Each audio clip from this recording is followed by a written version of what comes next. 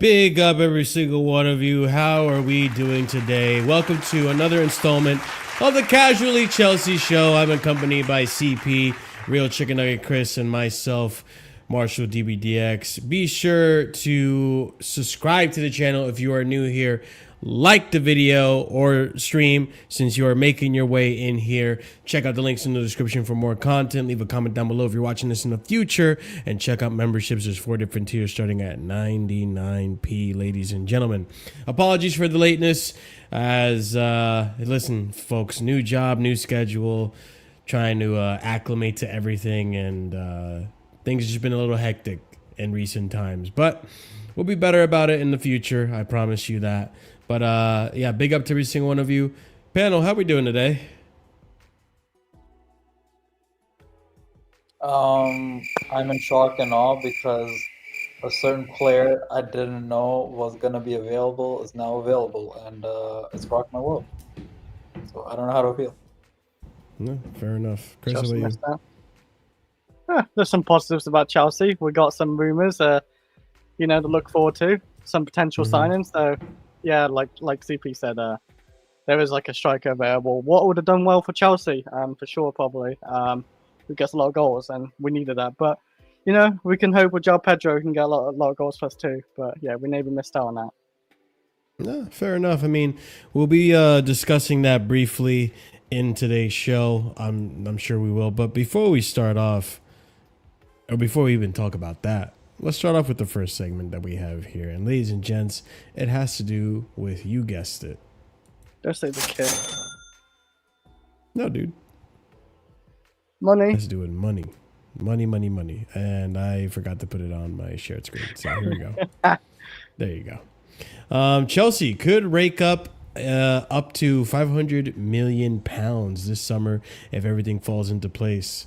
And if we're looking at it right now, sold Dani Madueke for 60 million euros, Petrovic for 28.8, Kepa for 5.8, Bashir Humphries for 16.9. Oh, yeah, Raheem Sterling, which we'll discuss, could go for 23 million euros. You got Christopher Nkunku, who we're valuing currently at 50 million euros. We did lower the valuation on that. We'll discuss him as well. Felix will also discuss 50 million euros. Veiga for 40 million euros, which another one we'll discuss. We'll be discussing most of these players individually throughout the show, but a lot of money to be made. Look at that number for Nicholas Jackson. Holy mother of pearl. Yeah, I'm not taking that serious. I mean, you should, because Ekatike went for that money, man. I don't mind us valuing him at that, but we're not getting that. Come on. We get 60. Know, I reckon we get 60. I'd take 60. You never know. I would take 60. What? Euros or pounds? In pounds, like £60 million. We'll get £60 million. I would take 60 million pounds for Nicholas Jackson. Then I would 80 to 100 million. I get the strategy. We'll go eyeball it, and then we go meet in the middle. like I would do 60 to 65 because Ekatike went for 69 million pounds before add-ons, I think, or anything. Pause. Yeah. So like, Wait, and why is it Ekatike has paused? more of the I hype know, because currently. he's been a child. So you know, like I get that extra 4 million, let's say, for example. But let me So, ask you this: who's a better striker, Ekatike or Jackson? fuck. I don't know. Like probably TK a little bit slightly. Why? Scored more goals last season. No, Did no, he? but Chris, I would say I don't know. slightly. It's hard to say right now. Yeah, I would say slightly Ekatike, but also I don't know because both their fucking conversion stats were fucking dog shite. So why are your evaluations so far Because apart? one Shouldn't they be actually closer? can head Is he the younger fucking- too in Jackson? What? Okay, both of them are excellent at link-up play. Right now, Ekatike is slightly better, I would say, because Really? Okay. Jackson's link-up play fell off a cliff It since did, yeah. January. We all know that. That's why I'm also pissed at him. Second of all, Ekatike can slightly head the ball more than this man, who has the heading ability of fucking Tammy Abraham and Nicholas Jackson. So yeah, that's where the 4 million comes from. Any evaluations on this list that you guys strongly disagree with outside like, of Jackson? Yeah, man, Gilchrist should be worth 30 million. Wait, oh, huh? damn. Wait, you really believe that? No, What did you say? no, I don't. No, like What? it was a joke, okay? Boher is Okay. a bit over the top. I don't think he will get 30 million with the injuries, and Where's he's not Broha? done anything for the last good Oh while. fuck no, he's not worth that. Yeah. Fuck off. We're not- 10 we're- million. Nah, you guys are just haters, bro. But it's No, not hating. Like we're not You getting guys, that. Broha you guys 10 are million just at most, man. haters. You're there, you're just smelling like. It's lovely. Take it all in. Take it all in. Man, Just it's because, more cash. injury just prone- Take because all you that saw cash. Costa He and has more Boher doesn't mean I don't see him in it. he is more That's I injury never said that. You said he's the next year Costa. No. He's yeah. got more like, more You like need muscle. motion. Do You you need know what I mean? muscle, you know what I Yeah, mean? but don't matter. Like chat, he honestly remember thought this. he's the next year Costa. I I never remember. said that. I remember. No, I'm that. joking. I'm joking. No, you don't even. Oh, never mind. No, I'm not saying even he gonna- said it. I remember the saying of him being "quote unquote" baby Diego Costa. Yeah, I never said that Yeah. though. I'm not saying he. Well, technically you did because we all did because that was the I never rated him at Word. Southampton. word when he was balling at Southampton. Like, oh, we got baby Diego Costa. That was the. Nah, not me. Disrespectful. Like. He's He worth scores 10 to 15 million at most, not because he's shit, because he kind of is shit, but it's mostly he's more injury prone than Fofana. I would say Well, he's that. had really bad injuries. Yeah. Yeah, and I would actually say Gilchrist is probably undervalued. I would probably say 10 million for him. Yeah, I feel like he's undervalued. Just too. because he had a decent season at Sheffield, He's and then English they as well. loaned too many players. I remember this, so then they couldn't register him Mhm. squad. But he was having a decent little season at Sheffield, so Yeah. Sheffield United. So I feel like yeah. Raheem Sterling for that price is not bad at all. Oh, 20 million What for price? like no, it's good Raheem because he's on Sterling? high wages. as No, well. it should be less. It's because of his wages, Yeah, he's on free right? agent. He's pay, at and 300K a week. But let's So be to honest, incentivize like people- the Raheem Sterling we saw at Chelsea isn't a 20 million pound player. Come on now. Oh no, well, Yeah, he he's is. 15. Yeah, like he's 30. What 31, 30. Yeah. He's not that young anymore. So yeah, 15 mil will be like fair Yeah, easily. yeah. I don't know about Yeah. João Felix being 43 million. How much did we pay for him? 43 million. Yeah, we're not getting that. That's money how much back, we like- paid for Lucas. Yeah. Nah, like He's definitely not worth that. especially if we would like if he's going to Half- Benfica maybe not 43. No. If based on the reports, if Marcel's gonna go through them probably during the show, the reported price that he might be going for to Benfica as an initial price is probably what he is worth. So yeah. Yeah, we have him in the show, so. So. I don't know. I don't think. For the most part, I can't complain too much about these prices because some of these players are going for so many prices and so many like ridiculous inflated prices. And considering like the Raheem Sterling one, listen, what other striker is in the market right now for anything less than 40 million pounds or euros? Would you say Rashford was a striker? He's a winger. Yeah, man, yeah. I So would say he went around for like 26 million, like to Barcelona. what? It's Oh, not Pounds. permanent. It's not. It's a loan. No, it's a loan Yeah, with it's a an loan. option to buy. It's not. It's not a. Is it just It's a option? loan, Chris. I thought it was Yeah. obligation to buy or something. I don't I think don't it's think so. obligation. I think it's option. I think the only player, Marshall, is the second striker we have, and Delap. He's the only Yeah. person who. Honestly, Oh, yeah, he's wow. the only player I've seen in mainstream transfers that's been like less than fucking 40 million pounds or euros even. Yeah. So like, there's just a premium price on all players, and Sterling, for as much as we don't like him, Yeah, he but that's on wasn't the younger a players. bad Though. player But that's on the younger players, my friend. who are unproven. No, I know, but they have upside, resale value, and potential. No, We're I know talking that, about but 31-year-old who couldn't get minutes in Arsenal's team. And then who well, was that's shit for season because before. Arteta's special. No, But it's also outside of because that- Sterling was shit. Like if No, Sterling yeah, performed come on, better than Sterling's- Martinelli, I'm No, pretty sure. so if I know Sterling. Okay, first of all, Sterling isn't okay. Can't believe I'm doing this. Sterling isn't shit. He's just not good enough for Chelsea. No, There's two he's different not. things. No, brother, he's shit. He can't even get backup minutes. Who's okay? So is Sterling as bad as Garnacho? I'd rather Garnacho. at the current moment? Yes. Like, if it, for example, right, you're not paying any fee for any player, I'd take Garnacho. And Easily. one is 20 I years wouldn't pay old. 60 The grand. other's 30. One is actually, Yeah. even though he's dog shit, he could still. No, but I'm not progress by basing it. I'm 2%. not basing it off potential. I'm basing it off of like the current now? form of the player right now. Yeah, yeah. Yeah, they're Yeah, both but you equally saying shit. who'd They're you rather? equal. I'd They're rather equal. They're Garnacho. not better. They're equal. They're on par. They're on par. They're literally on Wow. par. Like, Garnacho's quicker, stronger. Like, You know, They Garnacho, just shoot even better though how shitty probably he is, right he had now. 20 GNA in all comps, and that's what Sterling got during his second season when he was dog shit for us. Sterling, Tell me. it's not saying Tell me Sterling how level. that's- this is No, I exactly, know it's thank not you. the same it's the Sterling. They're both Like, shit. but it's just like there was a point where we were saying like Nani Madueke shit, and it's like, bro, like we can't just call every player that's not I didn't call 20 Madueke GA shit. You know, like Wait, like, wait. No, Where Madueke is just not where good is enough this for Sterling with Chelsea. 20 GA? Are you talking about Sterling's City? just No, I'm not saying Sterling is 20 GA, but like I feel like a lot of people, not just CP, I'm just meaning in general, and like the Twitter consensus is like everyone just wants to use the word shit to Oh, describe of course everyone it's that's not or Yeah, Eden 'cause, Hazard. no, You know, look, as Sadiq said, he's a Premier League legend. Yeah. But the time man started balling when he was 17, his legs are gone. Mhm. His mentality is but gone.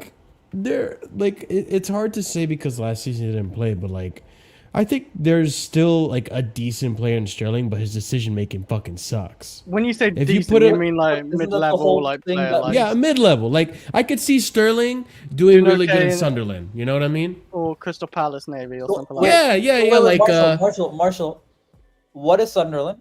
Sunderland is a side that just got promoted. So basically, they're at the bottom of the Premier League currently. yeah, but they're not shit.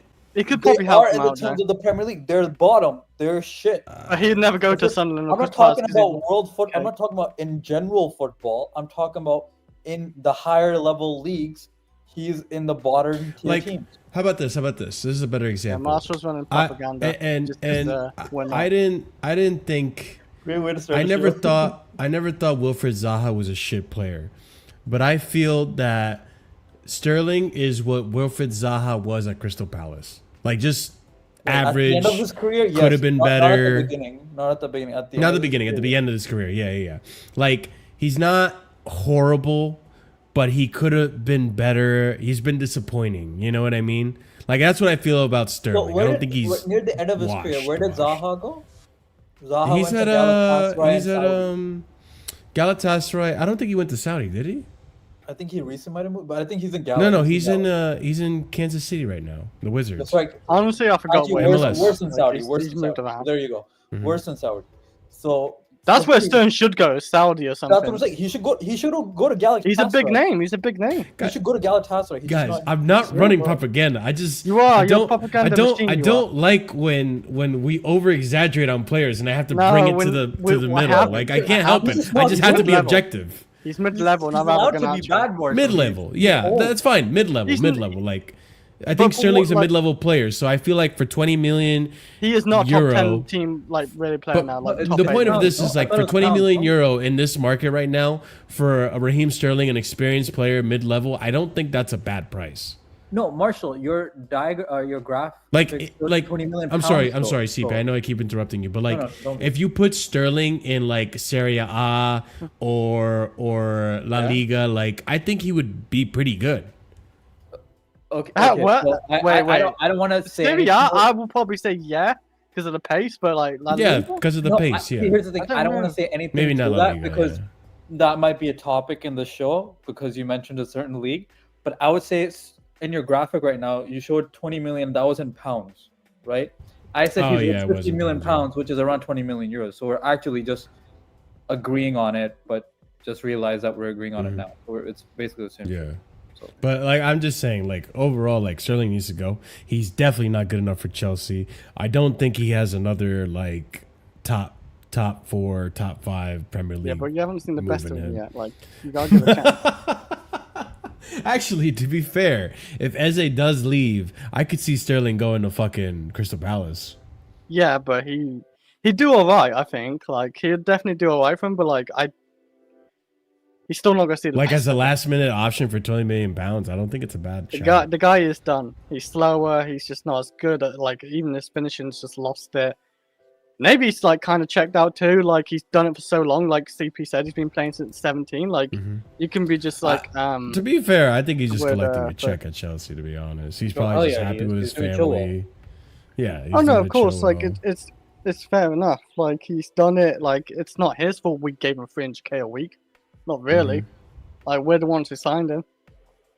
It's just he happened to not be that guy. I actually like when he first came to us because he joined us when he's 28, 28. I want to say Yeah. 28, 27. Yeah. I want to. Yeah, I thought now he. he's I 31, thought right? he's like 31, 30 now, and Yeah. I thought he might have a couple of good years in him still, but he did not even have that. He was done. RSM. Don't expose Marshall like that. Don't expose Marshall like that. Yeah, how dare you, man? You're gonna get that ban hammer soon. How dare you? How dare you define the oligarch? Okay, speaking of oligarchs, let's move on to fake news. All right. fake Yes, fake news. Okay, so I have for the next segment here. Apparently, we were rejected by Mbuemo. That's what I was told. So here we have here is that Chelsea sources have denied the club making a bid for Brian Mbuemo. Yeah, I put this backwards. Sorry. So Chris Wheeler, who I guess is a United. Yeah. He's a United ITK. ITK, is that the right word? Yes, to that is use? correct. That is correct. Is that okay? Yeah. Yeah, Chelsea made a late bid for Brian Mbuemo before he joined Man United, but quickly the Telegraph denied that was even true.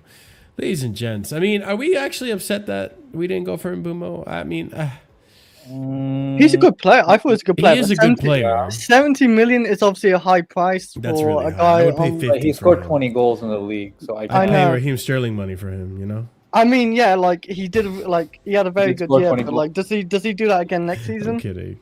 He might. he's been actually getting better statistically every year, and he's only like 24, 25. I thought He's he was 24. He fits our age range. He's 24. No way, he's 24. He looks like he's Google 27. it. Google it, my friend. What am I Googling? Ryan Mbuemo's age. 27. He's Okay. about to be. No, he's No. not 27. He looks old, but no, he's 25. 25. Yeah, August the he's 7th, he 24, turns 25. 26. So He's when the on our- season he's hits, the cusp of our age range. it's good age. It's still good Yeah. age, yeah. But But I would have took it. I would've even if taken we it. paid 17 million, I still like, yeah, like he's a great player. Like he looked really good obviously this year. So yeah, I would have took him on the left or right. No, he doesn't play left, does he? He only plays on the right. What I like, see. if we he plays up front, dude. He played as a 2 up front with the Wisa this season because Tony was gone. Oh, I swear he plays mainly on the right there. Yeah, no, he does too. He does too. No, if we didn't get João Pedro, he would have been great for us in terms of a winger / striker position that João Pedro is. It's still a good Yeah. signing for them. United needed something. Yeah, great. No, great, dude. They got a guy who scored 20 goals in the league. That's vast improvement on anything. Yeah, they can just chuck out Hoyland and just put him up top, I guess. if need be. Oh, Hoyland is trying to be shipped to. Unless they want Jackson. Mhm. Then maybe. Sadly, no. No, no doubt. I mean, Matt Law reporting top-notch journalism right here. Boobs. Shout out to Louis. Why do you say He's a that? man of the people. I understand. Is he just Yeah. bored? He just went, fuck it. I like boobs. As a I'm boob boobs guy myself, over ass. As a boob guy myself. Also, as a boob guy here on this channel, over 90 of you guys are watching, and I only see 26 likes. I don't know which is where actually, the fuck that was going. you know what? No boobs. No boobs. We're done with boobs. You know what? You guys don't deserve boobs. Get these likes up. Get these likes up, and then we'll bring up the boobs, okay?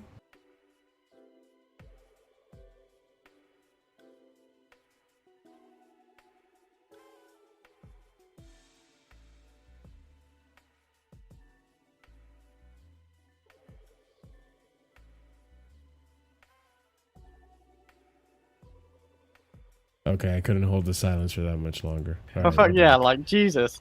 Yeah, that was a while. That was a bit, but we almost got to 30, so that's nice. Big up, everybody.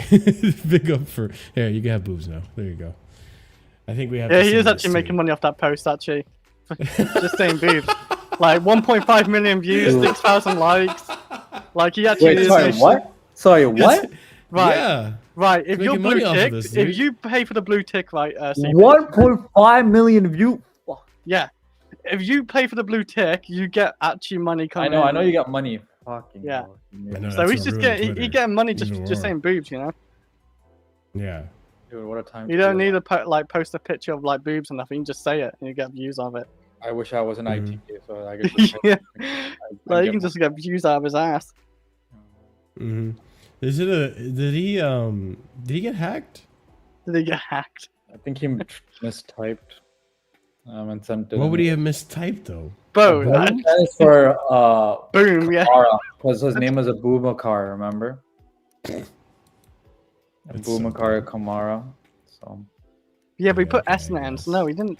yeah, I know. Mm. Nah, I just Yeah. think he said, fuck it, I'm bored. Honestly, That'd be insane. could be spot on Right, on It would that. make sense. Yeah, you could be spot on Bombs, about yeah. that. He meant bombs. He's trying to warn us. Yeah, maybe. Bombs Okay. going off. Another one too that we have to debunk to an extent. I mean, we do have to debunk it. So, Isak to Chelsea. Now, I'm not saying, ladies and gents, you're not allowed to dream, but dreams don't come. are exactly what they sound like. Dreams. They're not real. They're in your head, and they don't always come true. They're not facts. They're not facts over feelings. So let's talk about facts over feelings. So first tweet I have right here is that Chelsea and Liverpool are among clubs monitoring Alexander Isak's situation at Newcastle. And then Miguel Delaney also reporting here that Chelsea may consider a move given that they have budget left to figure out to the figure of around £100 million, which is still not enough for Isak, but okay. Though this would require a deviation from recent target. Excuse me. Pardon. This would require a deviation from recent targets and a switch in profile given Isak's age and career trajectory. Chelsea are very happy with their strikers and are not working on Alexander Isak deal. They are fully focused on Xavi Simons and Jarell Hato deals right now, which we will talk about later in the show, ladies and gents. Stick around for that. Chelsea's current owners have a zero tolerance policy to the club's name being linked to players they are not pursuing, and they have full faith in their striker options, according to Sky Cava.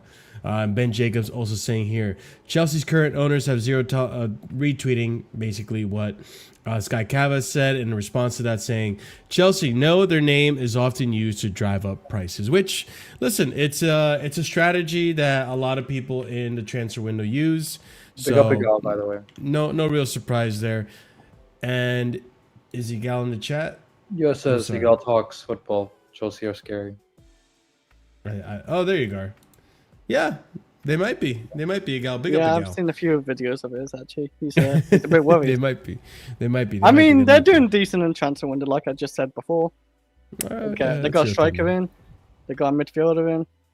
They got Madueke. great player. Yeah.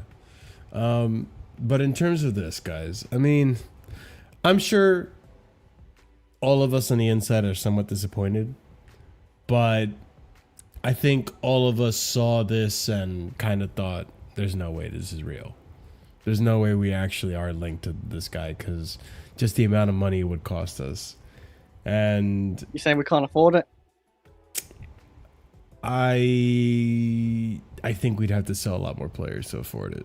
The only way to stop it is because we just brought 2 strikers in, basically, so it wouldn't make a lot of sense in that way. But we have bunged a lot of money in, and we selling players still. So I thought the money was no issue, but it's just the players we already signed. It just doesn't make any sense. We're just signing another striker. But then again, Liverpool looking like they might sign another striker. So you thought they might be done with the striker they just signed, Athletico, right?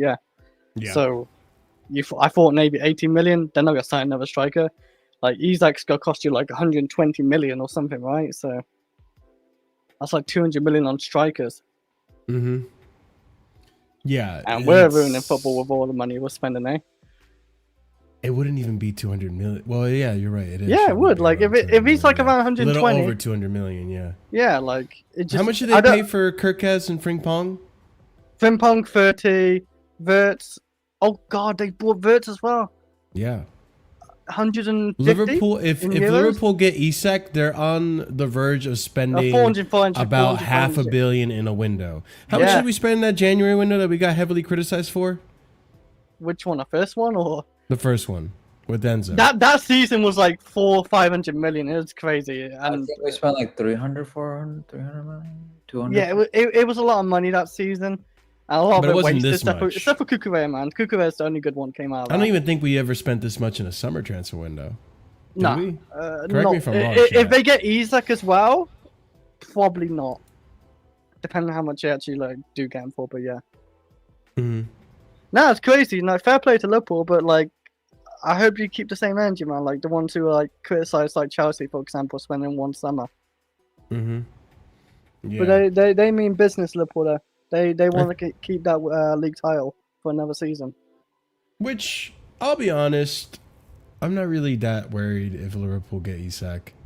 Really? What do you mean not worried? I get it, we got a good team as well, but they got against us, I'm not worried. What the damage they can do in the league, then yeah, I would be worried. But against us, Isak, listen, I don't have the stats in front of me, but based off of my recent memory, I don't recall Isak causing us as much trouble as Erling Haaland has.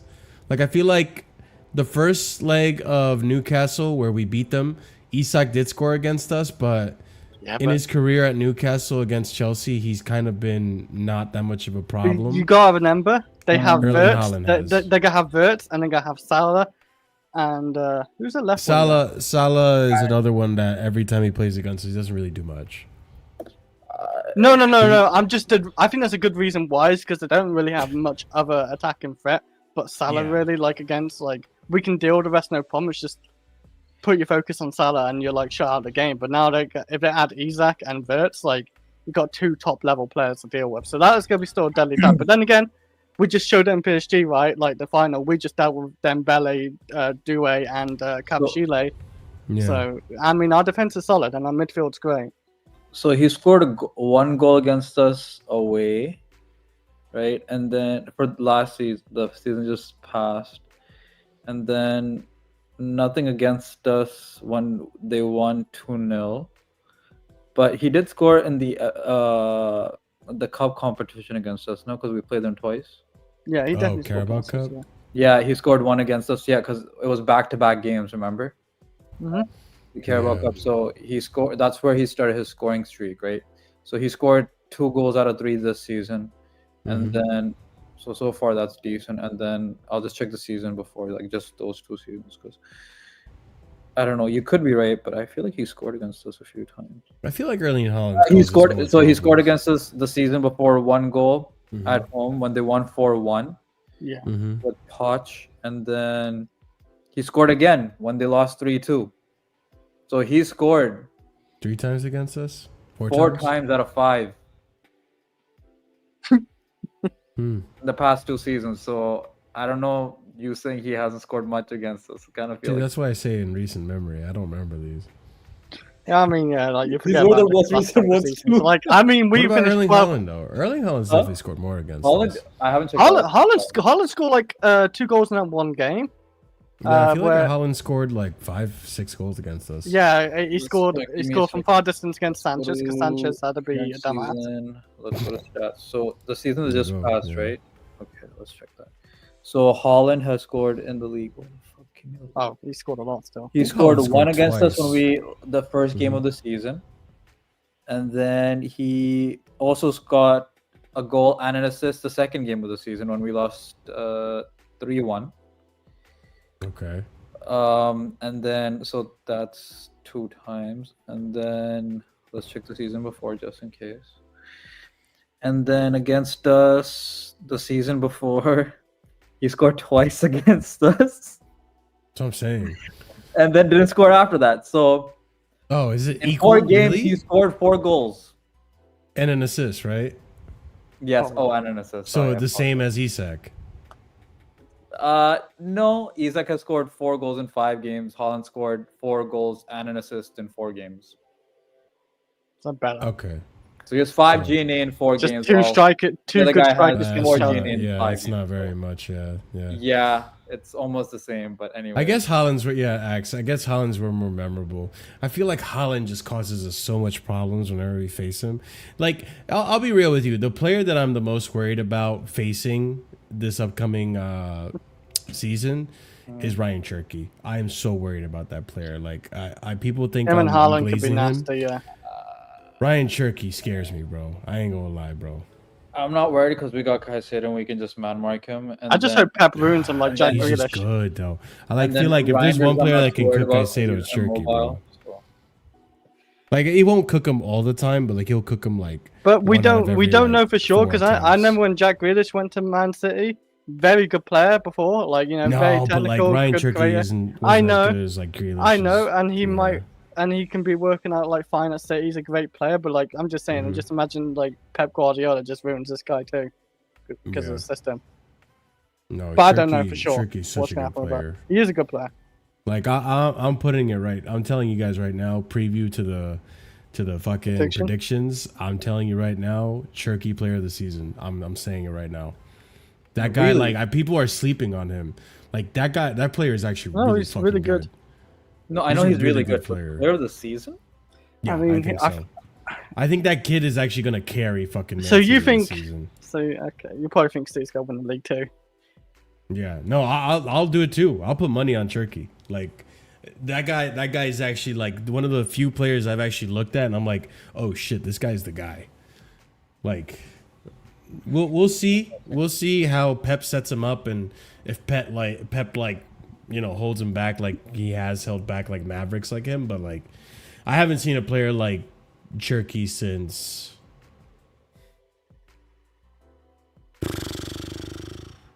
Just wait, like his style of play, like Okay, maybe I'm over exaggerating when I say that, but like, he reminds me a lot of Lamine Yamal. And how okay. he What? plays. I mean, like, what about Mahrez as well? Because I was thinking like both. I was thinking, I was thinking more I was thinking Mahrez. I was thinking more Mahrez is a than very Yamal. good technical Mhm. player on the right as Yamal. well. Very good creator, could score. Yeah. No, I think Cherky's going to be one of those players that you're not going to be able to get the ball off he's of. definitely him. not He's quick just as gonna be such a Yamal. problematic. We'll see. Dude, We'll see. it's down. But yeah. Pardon? Yeah, clip it, man. Haas, Clip it. Haas comment. People look at He the reminds me of price and they're Lopez. like, "Oh, he's not that great of a Both player, humans. bro." I'm actually upset that we didn't actually go for fucking Cherky for the price he was going at. How much was he? 45. No, 30. I think 30. 30 or 40. 30. Yeah, he was dirt cheap for no Yeah, I'd reason. rather him buy The a mile reports over he was going to be games. for 25 million, but then because of Leon being broke, but he eventually. Mhm. Yeah, no, Ryan Cherky's going to be a phenomenal player, and a lot of you guys in chat. He probably plays a 10 as well, actually, for City, won't he? No, that is why he's going to KDB, yeah. play 10. Yeah, KDB's gone. I thought KDB staying for a It's going to second. be I 10 don't know why. slash right. I'm Wait, sorry, wait, Simmons, here's Simmons is not better than Cherky. I'm sorry. here's We the don't. thing. Where is he going to Hey, play? Marsh, we don't know, man. He's going to play 10. 10 or that like right forward? He Like, can't be right yeah. forward because that's where Foden is, and Foden's Bro, is also 10. no, he's better than Foden. Foden was shit, bro. I think Foden has to earn his spot back in the first team. You know, Foden is literally Pep's love child. Yeah, literally Love Child his got love benched child. last season though. He did hold it a few times. He still started he the fair wasn't few good times. last season. And I think Shirky. Who did he hold it for? Fucking Salvio, who people were hyping up and was bang average, and fucking Jeremy Doku. I'm telling you right now, Shirky's gonna bench both. Put him on your fantasy team, Marshall saying. I will. Bench who? I will. No, He's both probably the Salvio first player I'm getting in my fantasy team, Chris. I'm interested because Yeah. you got a lot of Yeah, we stock should into do this fantasy. player. I think he's a great player, but I you're need like, to kick your ass, Marshall. I need to kick your ass in fantasy. Yeah, I gotta actually. That's fair. I forgot. I forgot to let everyone know. We're gonna put out that fantasy league one link out soon. We gotta get that Marshall going lost. because He otherwise I'm gonna didn't, he forget. didn't get top 3. Yeah, I think I barely broke top 10, unfortunately. Yeah, didn't I have a good struggled at season. end, and then I stopped didn't have at a right good away. season last season. Prices are stupid ridiculous right now for some of these people. Are they? Fantasy. Is Shirky cheap?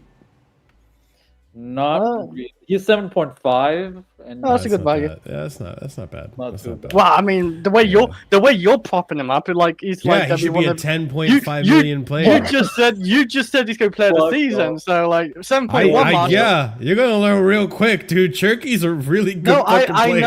know he's a good player. Like I don't know about player of the season, but like I think he's gonna be player of the season. I mean, fair enough. Like if he gets player of the I think season, he's gonna be player of the season.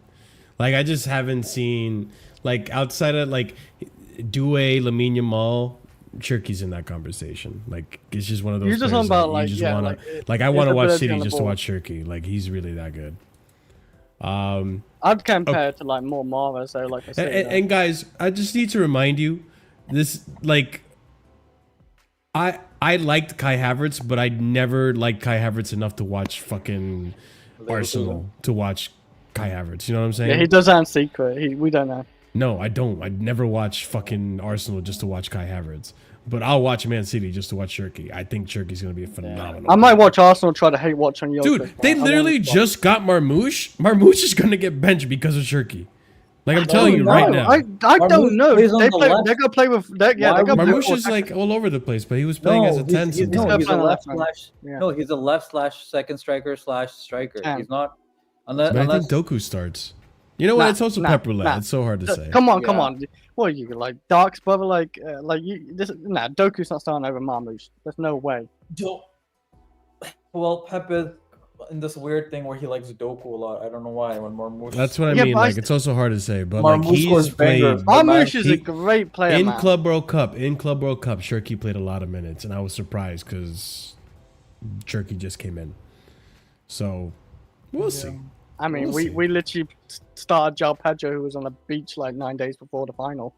No, I'm letting you guys know right now. No, chat, I rate him. I'm not as. you don't high rate him as high as I but, do. But Yeah, Marshall but- puts him but with like it's- god like status tier.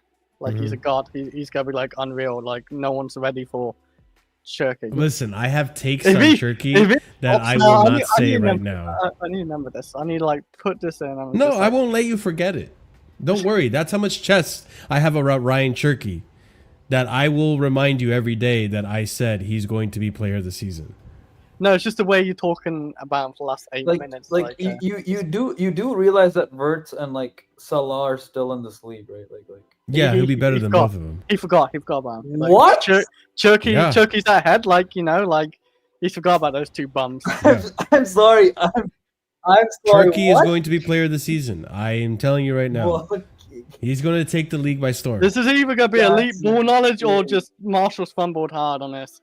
And I'm just, not like, look like a trolling. bit of a I'm being foolish man. so fucking serious right now. I'm being great. so serious. Turkey. I hope Guys, you watch I don't this. fuck around like this. I'm telling you right now, Ryan Shirky. You guys can clown on it all you want. Just remember this conversation. And I will remind you every day, Ryan Shirky, he is that guy. He is that guy.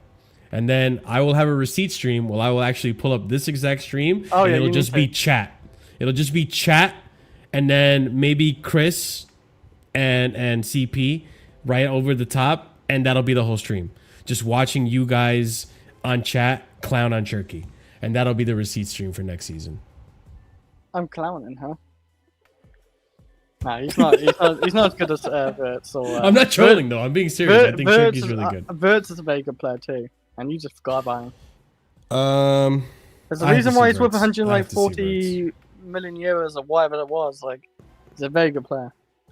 But Okay, then again, well, I don't know, man. I don't trust the Bundesliga sometimes. you know what's also a very good segment on this show?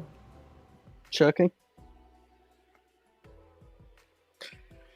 What do you mean kit leaks? Like, what do you see like kits? Dude, it's not even a kit leak. It's okay. What is this? Sorry. You got some hints, bro. Let him do his thing. No, fuck that kit. That kit's shit. I never bought that kit. I never Yo, seen. But that's the kit we won the UCL with, bro. I don't care, man. It's a shit kit. I hate that we won the UCL with this kit of all kits. Like, this is the worst kit we've ever released in my time being a Chelsea fan. And that's the kit that we fucking... they Even the played Crystal topless, man. Palace kit was better than that kit. I think that was the same season, actually, to be fair. Bro, like, it didn't take much to be a better kit than that kit. That kit was horrendous. This And kit was so bad. Oh, you actually thought it was that bad then? Oh yeah, that was me, man. No, it was Okay, horrible. that was me pulling the gun on my But head. this is some of the hints. Oh, that kit is elite. That kit is elite. That kit Being alluded is obviously to. amazing. You know, Chris's favorite kit right here. You know. I like yellow kits, but what the fuck is that? Yeah, but yeah, apparently the color scheme to our next kit is going to be blue and yellow, which Blue and in the yellow. right combination it could What for cook, next but- next season? Yeah. Yes, sir. How are you getting the leaks for like next? Because apparently I got the they sauces. have the colorways set up for next season because it's after the World Cup. So they already Okay, for all the Nike clubs at least. just don't do that kit. Just don't do that. Don't do that like design when we win obviously the Champions League. I think this is what they're alluding to more. That looks like a kind of. Wow. This is a classic kit. I love the badge. 'Cause you know I how they're do love bringing the back badge. the retro kits. Yeah, I love the badge. Like the badge Mhm. color for it. It's nice, but Yeah, Yeah. but I can't believe you got kit leaks. Like, well, this time last year we kind of had it too. To be fair. and I hate that too. They get it early, man. For whatever reason, they release these kits early and stuff. So, yeah, I for whatever reason they know, and I don't mind it as long as it's not like that disgusting, ugly kit that we saw, which is like a combination of the Croatian flag and some. Croatia. Obviously these kit designs are not gonna be like any type of legit. Like we don't know what design it's gonna be, but Mhm. like, is the color like confirmed? It Or- looks like Yeah, it yes, looks that's like what it they're is, to saying, be Chris. honest.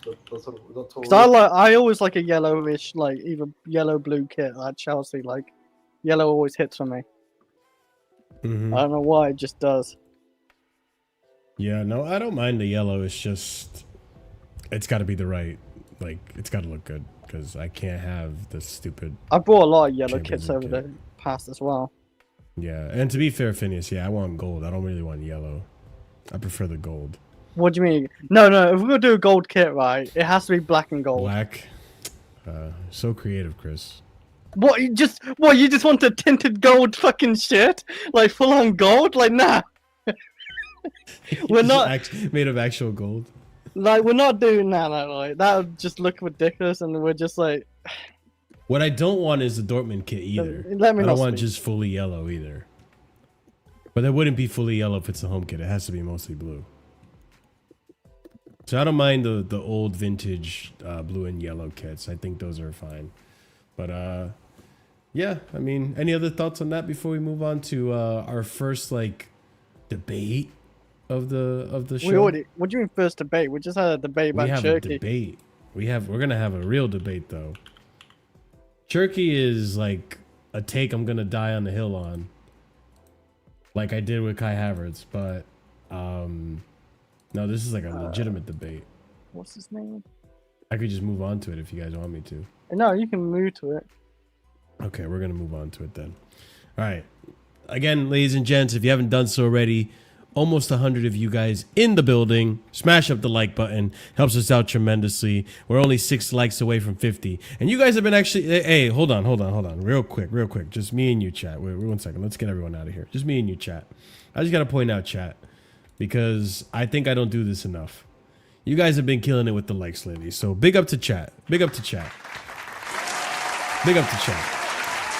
I know you might not like my Ryan Cherky takes, but you guys have been killing with the likes lately. Over 100 likes in a lot of the most recent videos. So keep up the momentum. It's been helping out tremendously with the growth of the channel. So, hey, chat, big up. I'm giving you your flowers right now. You've been smashing it with the likes. So let's keep that consistency going. It's all about mentality, chat. And here at Casually FC, we have good mentality, even though we might not have the best takes, in your opinion, chat. Wait, why am I hearing Discord noises? Because you have Discord on in the background? No, I don't. I literally have headphones. Sorry. I have everything on mute from Discord. I hate it. You hate Discord? I hate, yeah, like all the fucking Discord noises, like from the servers, yeah. You know how much, like, if I left because we have an active Discord, ladies and gents. Hey, I've been showing up in it lately. So go up. Yeah, Chris has even been showing up. That's how active it's been. It's been popping over on the Discord. So join the Discord. Link in the description below. Speaking of Discord, let's have a discourse over Fofana or Chalobah. I feel like lately this has been a big conversation that's been had. I think I know what both of you guys are going to say, but I'll play devil's advocate and argue the opposite. So let's go ahead and talk about this. So Chelsea are open to offers for Trevor Chalobah, with Wesley Fofana currently viewed as ahead of him in the squad hierarchy. Chalobah may also consider a move elsewhere in search of more consistent playtime. Now, this caused a bit of a rumbling within the Chelsea fan base from what I saw, which, you know, rightfully so. This is one of those few rumblings. I'm like, yeah, I can see both sides of the argument. I can see why this is a debate. And people saying that Fofana doesn't even deserve to be seen as higher in the hierarchy, so on and so forth. I guess we'll start off with Chris. Chris, what are your thoughts? Chalobah Fofana is, to me, it's Chalobah. I don't think it's even doubt over my mind. Like the way we shut him out, even like shut him out the door and gave him to Crystal Palace, that you're not welcome at Chelsea. And then we came calling back, and then the way he came back, he's professional. He was, I thought, good for most of the games. He's became like one of those solid centre backs for me, like good on the ball, good at reading the game as well. Can play right back, can defend as well. Like with Colwill, is like gelled with him pretty good. And with Fofana, I think Fofana's obviously our most talented like defender. You know, he's a very good defender, but the guy had should have done the surgery when it was offered to him, and he didn't take it, and now he's injured. For how long, I don't know, actually. I don't remember, but yeah, the injuries are too much for me with Fofana. And if I had push one off, I'm not gonna want Chelsea to push Chalobah away before we do Fofana and even Disasi and Balashive. Fofana's became one of our better defenders for sure. Yeah, I'd want to keep Chalobah as a squad player or even starter, to compete with the centre backs he's playing with. We haven't really signed another centre back, to be honest, yet. So him and Colwill are my two main starters at this point. Chalobah, it's just Chalobah all day for me. I wouldn't have him I wouldn't have Fofana over him. No. There's nothing why I'd say why Fofana over Chalobah. Chalobah is always fit. I barely see Chalobah get injured as well. Sure. And he's quite consistent, I think, for Chelsea. He hasn't really been that bad. Maybe early in the stages of his career, Chelsea had more hiccups and it wasn't as good. But he's matured, I think. So yeah, I'm picking Chalobah. Chalobah or Fofana's matured? I think you meant. I mean, I think Fofana's in the way matured, but the way Chalobah is matured as a player and as a person, he's always humble and of course, but as a centre back, he's what 25 now. He's becoming that age, you just want. So yeah, I'll take Chalobah. I think even Scott said he rates him really highly too. I think he said he rated him over Colwill. Well, I don't, but yeah, I would just Chalobah. Just I'm not picking Fofana. There's no way. It's just what it is. He's too injury prone. What do you think, CP? Yeah, it's I think time I to know say where you're goodbye. standing, right? It's time to say goodbye. Au revoir, arrivederci, whatever you want to say. How do you say it in French? Come on, man. I'll reset it. Au revoir. I'll reset that first. Oh, that's how you say it in French? Oh, Yeah. okay, never mind. Yeah. All right, I'll Yeah, continue. and arrivederci. Insert language here of saying goodbye because great talent, great prospect, but man is too injury prone. If I had to choose between the two, choosing Chalobah. He's finally gotten the surgery after not listening to Maresca. Yeah. So let's hope and pray he has the Reece James season that Reece James had this season when he comes back next season in October/November. Because everyone apparently still doesn't rate our defense, even though we're the third best. But everyone does say that if you put Fofana back to how he performs when he's healthy and in his heyday, how Colwell is, that's a center back partnership that could potentially win the league. Mm-hmm. So we have a center back pairing that could potentially win the league and be great defensively, but one of them keeps on getting injured. So yeah. So And honestly, the way Chalobah looks, dude, man is literally willing to do anything to be part of Chelsea. Like, Yeah. man gets he comes back to the toxic girlfriend every time, and hoping that they stay together. The amount of times we as Chelsea have tried to break up with him, have tried to ditch him, have left him in a fucking abandoned area in a random country. We've tried so many things to ditch this man, but this man always comes back and finds us, and it's like, it's okay, baby. We can do this. I believe in you. You can change. We can be something special.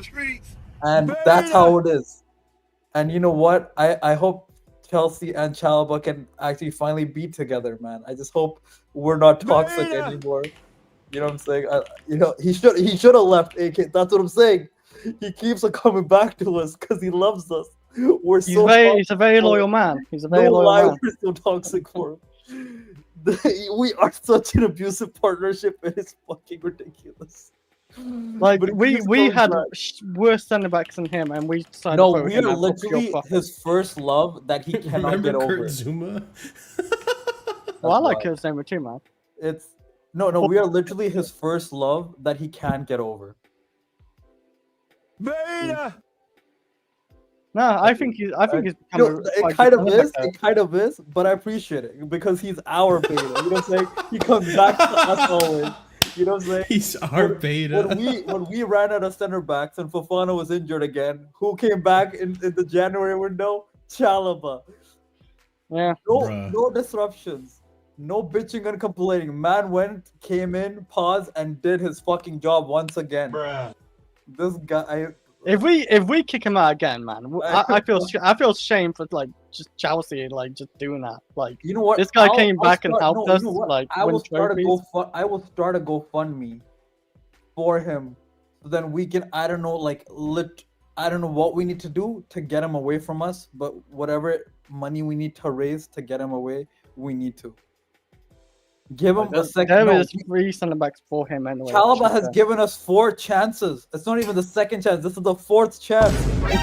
And then there was a report last week that, hey, you know what? Maybe we want to commit long term with you because apparently we weren't thinking of selling him. And then this week, what happens? We are open to bids. We're not gonna ship him out fully like last year, but we're still open to bids. I'm like, fuck. When he left, like obviously the Crystal Palace, I thought he's done at Chelsea completely done. I thought yeah, this is over. Right. And then all of a sudden in January, like we're like lacking in centre backs, and we literally come crawling back to Chalobah, and he could have said no, I'm pretty sure, and he just didn't. Like So- he chose Chelsea. I'm not gonna banter because I actually do feel bad for fucking Right, Chalobah. it's so bad. I hate that he's in this situation, and I agree with you what you guys are saying. I'm just playing devil's advocate right now. What I'm gonna say is that when both are fit, I do strongly believe that Fofana is the better center back. Oh yeah, agreed. When both are fit, they're both the better center back. Now, I think Chalobah. No, Fofana. I think Fofana's an idiot. All right, he made a mistake. He should have taken medical advice. Went against the advice I mean, look at Reece James. because he wanted to, fight for honor and go to the very end, and didn't even make it. What, 2 games, 3 games, and then just got hurt again, and it was out for the season. Yep. So I think that was really stupid on his behalf. But when it comes to like what the news is breaking now, that in terms of the hierarchy and where Chalobah does stand, when Fofana's fit, and if he can actually stay fit, he gets in over Chalobah 9 times out of 10. Like when we're looking at the ability of the player and the ability for them to defend, I think even it's gonna be hard to say in recent time, but because recency bias is taking over, but like I'm pretty sure Fofana is still our best center back, like over Levi Colwill. Talent wise, I think he is and he's definitely has the more experience in a way. But I think Colwill will just take over him anyway. I genuinely think Colwill will take over. Maybe. I've been feeling that I remember at the start, I'm pretty sure it was Colwill doing better and Fofana, and then Fofana started picking up, and then Colwill was doing the stupid things stropping or just reacting to the players or whatever and just being silly and just making a couple of mistakes here and there. But yeah, I think Colwill has a higher ceiling, and one of that's reasons because he doesn't get injured, and they're both. I think they are both talented, but I think Colwill could go to the top, and Fofana. And I don't know what Fofana's future looks like. I know this is a big if, and he wasn't that far off from doing it last season. He came close, but unfortunately, the stupid rolling of his ankle around December time fucked him over.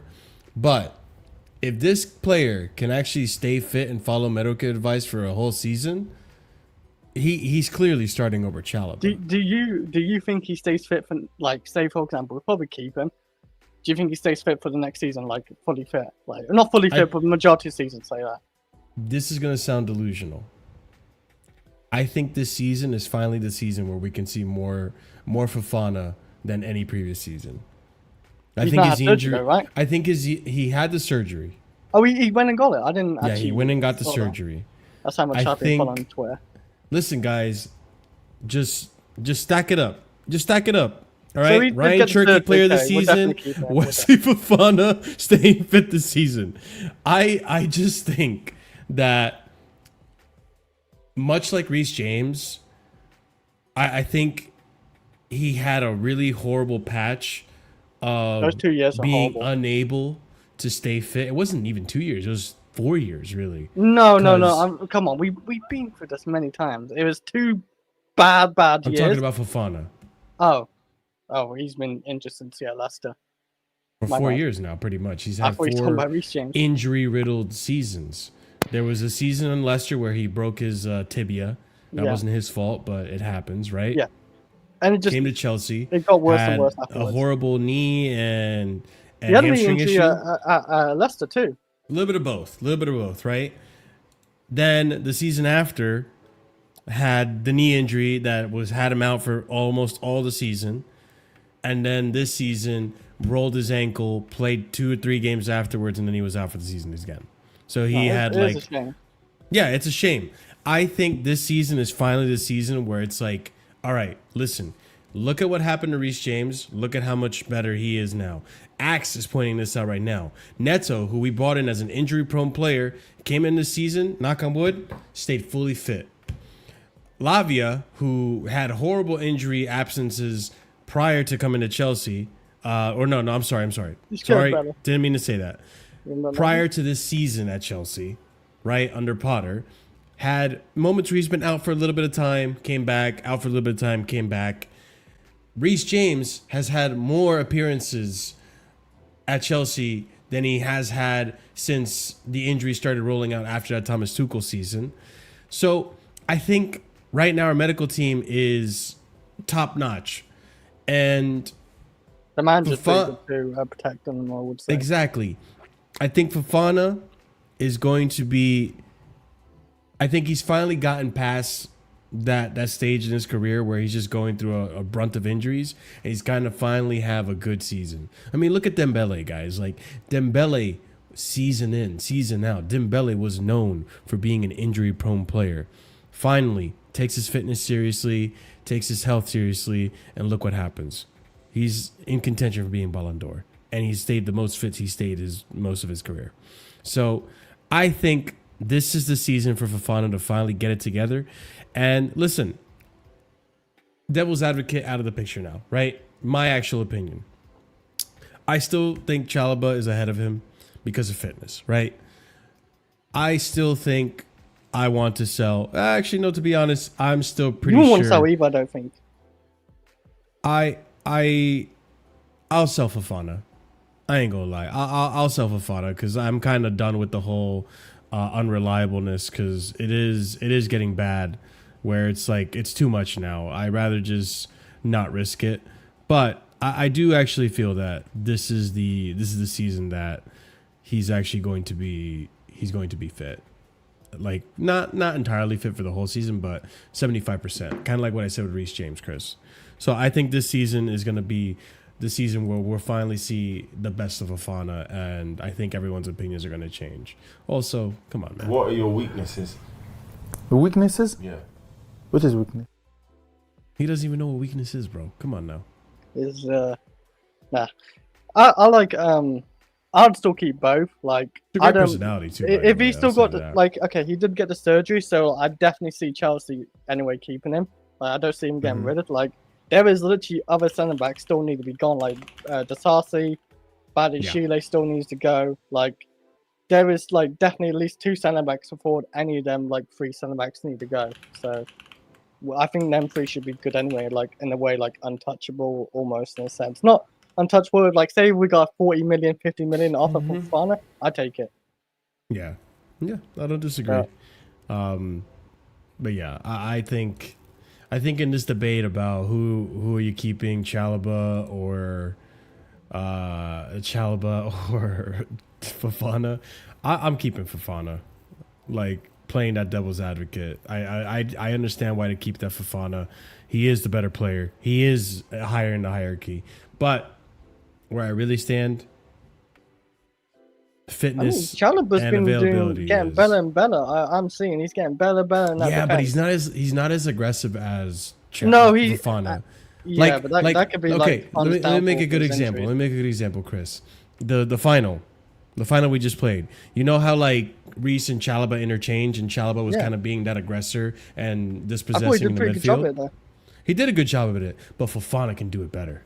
Of course, like he is more. And I we've will seen him agree. do Like it. he is more of aggressive player. Like Stephen A. Marshall. I don't know if he can keep doing it over the injuries. There Though. goes Jojo. Like maybe that's like another reason why he gets injured because But how aggressive and quick he can be. Yeah, I get that, but I'm telling you, man, this season. But Fofana, I think Fofana, not Fofana, Chalobah has been obviously not perfect, but like he's been like, I would say like on average he's given you a 7 out of 10 performance like since he came in on average, easily if you add them all up.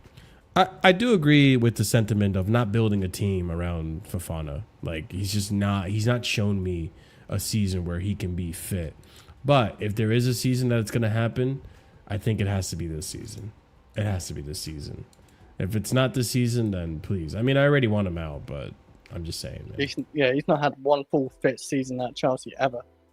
Like, Yeah. has he even had half a season at Chelsea? Like, this is probably his best season at Chelsea. Did he even think last so. half a season? Either that or the first season with Potter. Really? I thought he was injured quite But a lot. even then, now. I don't think he was available for most of it. I think he was gone halfway through the season again. Like, just can't remember. the guy has showed me nothing but injuries every season. Yeah, Like, big ones. It's a And that's problem. just, like, unfortunate, but, like, we paid a lot of money for this guy, too, so... No, quite annoying. exactly. No, it is annoying. It is annoying. And there are teams that are going to buy him. Marseille, you know. Everyone says Marseille. I mean, I can see him I getting say to France, Marseille, but people get triggered about it, bro. Why? Because he likes Marseille because that's where he's from. Oh. He's from Marseille, so anytime they see anything Marseille and Fofana, they're like, oh, the snake, he's leaving us. And it's like, no, he's just from Marseille. It's his hometown. Maybe Arsenal take him in the future. Oh, look, he's got a Cobham shirt. He's leaving us for Cobham. It's like, what the fuck? Dude? So stupid. All right, let's go on to the next topic, ladies and gents. All right. We're going to start getting more exciting topics here. And Nkunku is set to leave. But to where, you ask? Well, there's a few teams that are rumored to be interested in Nkunku. Let's start off with this first tweet then. So Chelsea will offset their spending with over £200 million in sales. Bayern Munich, Nottingham Forest, Newcastle United, and clubs in Italy have all registered interest in Nkunku. You heard that, Chris? Chelsea have dropped their asking price from 50 million euros for Christopher Nkunku, who has admirers in the Premier League, Italy, and Germany, according to The Athletic. Chelsea have dropped their asking price from £22 million for Christopher Nkunku, who has admirers in the Premier League, Italy, and Germany. In January, Chelsea valued the French international at £65 million, a figure that has now been cut to £43.3 million. Nottingham Forest are one of a host of clubs that have registered interest in Nkunku, but faces serious competitions from former Leipzig star. Christopher Nkunku's exit from Chelsea this summer remains almost guaranteed, and Nkunku wants to play more with several top clubs keen on in the background. Chelsea are open to selling him in January. More context will follow soon. Matt Law also reporting here that the Club World Cup has been good for Christopher Nkunku's market, and I'm told he has interest from a number of teams in Italy and obviously Bayern too. Forest has made an inquiry, Newcastle has made an inquiry, and there's a lot of interest there now. I suspect it's more likely he goes abroad. And then lastly on Nkunku, Nottingham Forest, Newcastle have made inquiries about Christopher Nkunku, but it looks like he is more likely to actually go abroad. So, Chris, where do you stand on Christopher Nkunku right now? I mean, I thought he had like a good, obviously, Club World Cup tournament. I thought he looked good. I think he still kept it professional, what I've seen at Chelsea. I have no like real hate to the player, but yeah, like if we can get like a move for this player, like I would do, because I don't really see the way we're moving. Like obviously we haven't spoke about it yet, but obviously every Chelsea fan probably knows about it. Like we're looking at Xavi Simons, we've got Gittins in, we've got João Pedro, obviously who can play strike and 10, like just like Nkunku in a sense. We've got Neto, we've got Palmer, like we've got all these players. So like I just don't see any like room for Nkunku. So like getting 40-something million, like, yeah, I wouldn't pass it up. Like, so, yeah, and I can see him doing well. Like, say if he went to Bayern Munich, you know, they lost Musiala. I don't know how long Musiala is out for, but, like, he had a nasty injury. Unless it's not as bad as it, you know, it looked bad, but maybe it's not as bad as it looked. But, yeah, I can see him, like, you know, going to a Bayern Munich, even maybe not in the past. They have money. They have a rich owner. They're probably ambitious to try to get some good signings. Who else is there? Newcastle. You might need a striker. You know, you might lose your main guy. So maybe Nkunku's your guy. But I don't think he's like. I know, like obviously some Chelsea fans like really despise the guy. I don't think he's like awful. I think he's technical and good. It's just like it just never really worked out at Chelsea. He's definitely looking good towards his end at Chelsea, because I thought the Club World Cup tournament was actually good for Nkunku. Maybe he's just doing that as well, like to showcase like how good he can be still. But yeah, I'd sell him. I think not every, but I think most Chelsea fans would probably want to sell like Nkunku. Just no room for him. Like I just listed a bunch of players. We've already basically replaced him. I think at this point, if Xavi Simons comes through the door, we replace him. He's replaced. Like I don't see him getting to the squad at that point really well, the team. Like he'd be like to the backup to the backup at that point. I don't think he actually wants to go anymore. Like I don't know. Like there's been like a shift in mood with Nkunku for me, where it's like he doesn't look anywhere near as miserable as he looked previously. He doesn't look like he doesn't care. I think lately he's been showing a lot more emotion for the club in a positive way than what previously happened last season. So like I'm inclined to believe he actually wants to stay and make it work at Chelsea, but also like he understands that if he has to go, he has to go. Especially after winning that trophy. I think if an offer comes in, Marshall, and we accept, as long as the wages are fine and I don't know if he accept Nottingham Forest. He won't like deny a transfer move. It's dependent. Like But wages. I don't think he now. Or Like to me, it doesn't I don't feel know like what's he's up. now pushing for a move. You know what I'm saying? Because before. no, it didn't feel I that don't way. think it's like like Courtois levels. Like I'm not Mhm. training or whatever. Yeah, it's not that. He's it's not an that. extreme like that, like or anything like that. Like like I said, he's very professional. I think how he's Mhm. handling it. Like he hasn't handled it in the wrong way, in my opinion. So I Mhm. always like. I don't know. I prefer him to just go back to Bundesliga or something. I don't really want him to stay in the Premier League and say if he cooks for like I don't know. We talked about Man United early on. I don't think Man United get him no more. But like if he went to like a Man United or something and cook for him, that would be a bit annoying. But I don't know. I can see him maybe like if Bayern Munich offer like 35, 40 million or whatever. Like they could go for it. He can play strike. He can play on the wing technically, and as a 10. And Musiala is out as well. So if they bring That in is Nkunku, true. That he is very fills the true. spot. I think there will be a couple of offers. I don't know how much they'll offer, but I think there will be like maybe a couple of offers maybe. Well, it won't be cheap. I'll tell you that. Well, 35 to 40 million ish. Like Listen, look at Verts and how much he's going for in the market, man. Yeah, I'm but just saying, you know, Verts is on top of the 100 top of the world right now. He's not a bad player. Like, and I'm not saying Nkunku's that bad, but like, he's not had the greatest 2 years or so, has he? I know. And he's not getting younger. He's like what, 29? No, Something like that. No, he's not 29. He's 27 or anything. In Nkunku. He's been around for a while. I'm not talking about He's just 27. Chelsea. Yeah, he's 27. I mean, he's Yeah. still got a good few years in him still. I'm sure he doesn't want to waste that, like, being on the, like, reserves. I mean, on to bench be for Chelsea. fair, I think the club will sell him at the first opportunity because he is 27. They're like, well, let's get rid of him now And before he goes on a free. They already are replacing him. Like, they're buying all these, like, 10s and wingers. Yeah, there are a and- lot of attackers coming in. That's and true. new strikers. Like, where does he fit at this point? Where is he fitting? No, that's true. No, you're not wrong. You're not wrong. CP, I don't know if you're back, but Yeah. yeah, Nkunku and Clunky, your favorite player, Send him to the offloading up site. there with João Felix. The thing is, I believed in this guy during the season because if you remember, me and Dark had a bet of who would have more goals. Oh, him and João Felix. And I said Nkunku. What a Who won that? mid-off. Who won that? Who won that mid-off? I don't even know. I think no, it was Nkunku for the won. league because if it wasn't for the league, then I would have won for sure. Yeah. What's the goals But- like? Yeah, he I- broke me, man. This brother broke me. I had so much. Has he picked up the Wait, pieces and put the them thing is, together right? in the João Club Felix World got Cup? loaned out halfway through the season too, Hey, wait.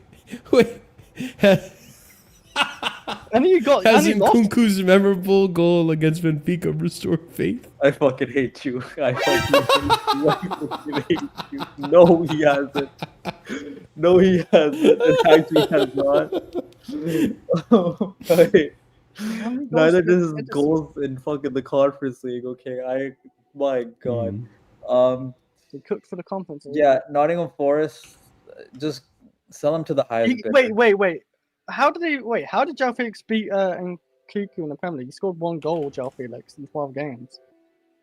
I never know. I said if it wasn't the Premier League, then Nkunku would have won for sure. But I think both of them only have 1 goal in the league. I think, right? Oh, so that was really bad, man. Both goals. Yeah, Right. that's I mean, if maybe João Felix stayed for the full season, maybe got 2. I don't know. Maybe he would have got 2. You're lucky about that as well. He only played 12 games in the Premier League. Okay, bro. Yeah. So. Sorry. Never forget. What a moment. Yeah, I saw What a some. moment. Look at that watch-alongs. celebration. You think Reska's ever going to forget this goal, bro? He probably would have forgot about it, man. No, I don't think he did, to be honest. I don't think he did because, hold on. I'll pull it up. I don't think he did. Like, 'cause this happened. they're gonna to ask him. him, like, that goal when we saw Nkunku, that goal. He Nkunku almost lost scored, his life after this goal, bro. Look at him. That was a crazy game though, because of just how long we had to wait. Though that was the one That's thing. why I said it's a map. No, it doesn't matter. I'm not bringing this debate. Honestly, Marshall, again, I forgot about it until you showed the video. Like, it just, Fuck you. like, I still Ramirez's goal is built in my head. Torres' goal was built in my head. Like, Drogba's goal was No, built I'm in my not head. bringing like, this Hazard's debate good- back, bro. Yeah, Talk I know, about but that Nkunku. goal is not built in my Don't head. I know, but just don't talk about it. It's fine. You talked about it. You mentioned it. I know. But yeah, I mean, in terms of Nkunku, like, after this tournament, I think I've grown a lot of more patience for him, because he's shown me that maybe it is a system thing. He's shown me that maybe it was a mentality issue in the dressing room before Willie Issa showed up. He gave me a few outs, especially because there was some performance in there too. The performances in there too that was like, okay, you look a little better now. Like you still hog the ball a lot, which I'm not a fan of, but you look more enthusiastic in the team now. You look more up for it. You look more fluid and more linking up with the team, and the energy seems a lot better. If he goes, then I think it's for the best, considering, like what Chris was saying, like we bought so many attackers now. I just don't see how you fit in, or if you even start, and then if you do start, what happens to the other attackers. But if he goes, then I think I'm more inclined to sell him still, because the fee and the age. Like, now is a better time than ever to sell him now, because Bayern definitely are going to need him because of what happened to Musiala. And since he's 28, like, I don't think we're going to get a better price for him next season. Like, if anything, I think the prices might start to dwindle, and the offers might start to dwindle to be smaller. So I wouldn't risk it. I would say sell him now while you know, the skillet's hot, you know. But any final thoughts on the man, the myth, the legend, the Benfica hero, Nkunku? Nah, What? like, I don't know Benfica. The here, Benfica legend. Isn't that João Felix? The Benfica hero. Oh, okay. Sorry, I was so That's what I confused. meant. That's what I meant. Yeah, not really, but thanks. I appreciate that. Thanks for Benfica. Thanks for the Benfica goal. Yeah. Oh, that's the game they this scored is- in, yeah. Sure. Sure, Yeah. bro. Sure, bro. That might actually, to be fair. Okay, wait. I don't know if this is debate. Is his best goal the goal against Benfica? in How was that his Chelsea best career? goal? Like, in terms of like his most impactful goal. Okay, yes, but like style-wise, he's actually put in top bins, like in Conference Has he League. scored better goals than that, actually? Yes, style-wise, yeah. He scored a he's banger in the definitely scored Conference better League. goals, yeah. No, but like, if you're talking about Okay, even Chelsea, it's even, either even the Bournemouth goal, you know that Bournemouth goal he It- scored, that was a nice finish. it's either between the Bournemouth goal or that goal, because the And that Bournemouth was goal was a also last minute important. goal. Also, that was important too, but like, Yeah, it was an I important see, goal. I remember that goal more. You're such a fucking dickhead. Like I can go back to that one. Like, that was a great goal too, man. A great finish, and is early in his stage of like career at Chelsea. No, like, Oh yeah, I forgot about that one. I mean, forgot we was about probably that always one. gonna win that game anyway, Marshall. Like, he just happened to score the winner for like the 2-1 against Benfica. Yeah. But yeah, like, no, he had a good tournament. Hopefully we can get the most value out of him, like 45 million, 40 million. That'd be great. We paid 60 for him. It's not really exactly a big loss, and we've had him for a couple of years anyway. Yeah. But I won't be upset with either option, to be fair. So that's kind of what I was getting at. So yeah, we'll see what happens. Okay, cool. Let's move on to the next topic. And before we do, ladies and gents, like I said, just a friendly reminder, almost 100 of you watching right now. If you just came in or just tuned in, subscribe to the channel. Helps us with growth tremendously. We're trying to get to 5,000 subscribers.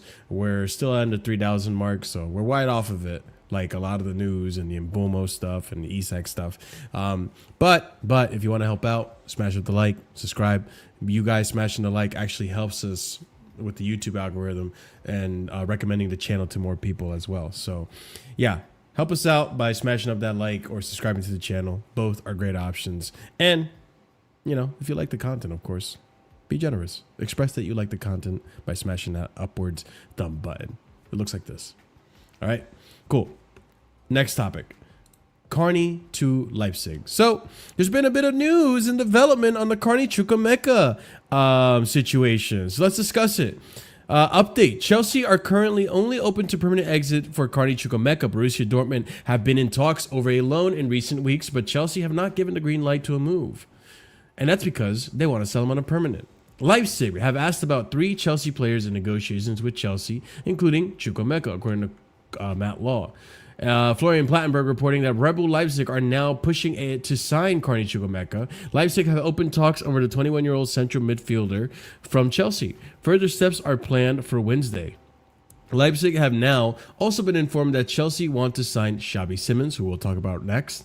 Right back, our Rebel Leipzig are prepared to sell. A verbal agreement between Xavi and Chelsea is close, but not 100% done yet. And then lastly here, Carney Chukwuemeka has now been raised in Xavi Simons talks with Rebel Leipzig, but he remains keen on the return to Dortmund. So I guess we'll make this segment short because then we'll just go right to Xavi Simons. But in terms of Carney Chukwuemeka to Red Bull Leipzig, it seems like this is a much better move that works for all parties. You'll have Carney going to a team that will actually be willing to pay for him. We could potentially benefit as a result of having a Xavi Simons come in our direction, and Red Bull Leipzig get a really, in my opinion, he's a pretty good attacking midfielder that could potentially replace the profile of Xavi Simons there as long as he's fit and available. Do we disagree with that, or do we have any other altering opinions on the Carney Chukwuemeka situation? I mean, like, if you had a brain, like, take Leipzig, because, like, Dortmund are not, like, keen to signing you, and Leipzig look like the club will pay for it, and, like, you'll definitely, like, have your role at Leipzig for sure. You know, prove what you can do. But, yeah, like, and Leipzig are, like, a top 4 team. So I remember top 4, top 5, like, in Bundesliga. They're not a bad team. Well, they have money. Did they crash yeah. in the UCL? I know, but, like, I'm just saying they are, like, around top 4, top 5, like, team for Bundesliga easily, normally. Let me see where they're at right now. They're quite a new, young team as well, like, in a sense that the club is not even that old. But, yeah, like, and definitely Leipzig finished 7th last season. They weren't too hot. Ooh, they're not too hot last season, no. Yeah, no, but, last season they struggled. But they finished 4th the season before that, so you're not No, wrong. I know. It's just, like, but, yeah, like, it would definitely go in our favor too. I think, you know, with Simons, like, just it'd be a lot more smoother maybe. It's actually a good point, Axe. Dortmund did get Joe Bellingham, so I could see Joe, and for a significant fee, by the way. Oh yeah, they did, didn't they? Yeah, I forgot about that. I could see Job has already been, based off of the Club World Cup games. Job has started a few games ahead of Carney. So even like Carney, if you're listening, if you're watching, Carney, even if you go to Dortmund, which, by the way, I back you to be able to get a spot over Joe Bellingham. Like, I think you are a good player. I think you have a much better shot of playing more often, more frequently, week in, week out at Red Bull Leipzig. And on top of that, they actually want to buy you. They don't want to just loan you and give you back. Like, they're being serious about this. So, yeah, you won't get bought by Dortmund probably. I can see him like it'd just be like they a want to be cheap, bro. Even I don't know, like they, like I said, they just bought. Don't be like Chalobah, bro. Job, sorry, yeah, like So yeah, like if they bought him and just want to loan Carney, they're not serious about you, Carney. So yeah, like just go to I don't know. I just feel like Leipzig, they're paying the money and they're not a bad club, and you'll get your role there to like prove what you can do. I think it's that simple, but yeah, like you know, it's just not always that simple, really. But like no. I wish him the best because I do like him and he's a talented player. But like it just won't go work out. Chelsea, the injury's gone away and we've already moved on. Like we've signed our players, so it's not gonna work out Chelsea. I don't think it's gonna work out Dortmund, and Leipzig is like one of those clubs. So in for you. So I feel like it's that simple, but maybe there's some issues of that. I don't know the ins and outs. Like there's maybe some issues like why you don't want to join them. But I don't know. Yeah. Maybe he does join them. CP, do you have any thoughts on this whole Carney stuff before we move into Xavi Simons? I hope he goes to Leipzig so it makes our Xavi Simons process easier. Fair enough. With that being said, let's actually go on to Xavi Simons then. And ladies and gents, once again, another reminder, smash up those likes. All right, let's go on to Xavi Simons then. We'll start off with this first tweet I have right here, which is in regards to how we're going to move forward with the attackers, right? So, Chelsea are considering adding another attacker depending on departures, but that focus is on more affordable, younger attacking talents, such as Xavi Simons, Morgan Rogers, and Alejandro Garnacho, all of which we'll discuss. But first, we're going to start off with Xavi Simons. Now, I got a lot of tweets, so bear with me, ladies and gents. We're going to go in the chronological order in which they released and kind of build a story here. So, starting off with a few days ago, Florian Pattenberg coming out with this story, that Chelsea have a serious interest in Xavi Simons. Understand, talks between club and players camp already having started. No club-to-club talks yet. First, it needs to be checked whether an agreement can be reached between Chelsea and the player. Chelsea are currently the most concrete option, and Arsenal are monitoring the situation. Bayern are not concretely in the race so far, but Max Eberl is informed about everything. Xavi wants to leave Leipzig. Now, if you recall the last show, ladies and gents, we broke out the story that, yes,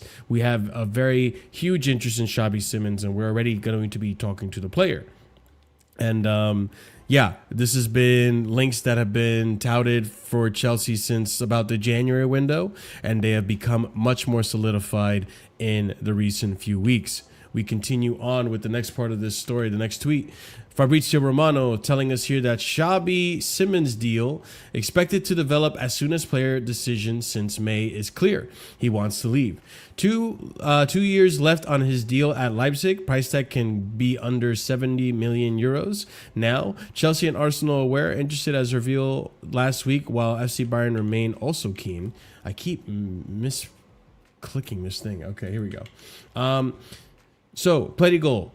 Sky Sports News regarding Xavi Simons. Takes it with a pinch of salt because he's not a French player, but still some news here to read. We are convinced that Leipzig will let him leave for a range of 50, 60, or 65 million euros. Ben Jacobs here telling us that Chelsea proceeding with Xavi Simons talks this week with a deal possible for under 70 million euros. Leipzig paid 50 million euros fixed fee, but not all 30 million plus add-ons has been paid, allowing for a cheaper package as revealed. PSG retain a sell-on. Arsenal also keen on Simons, but Chelsea first to make club-to-club contact.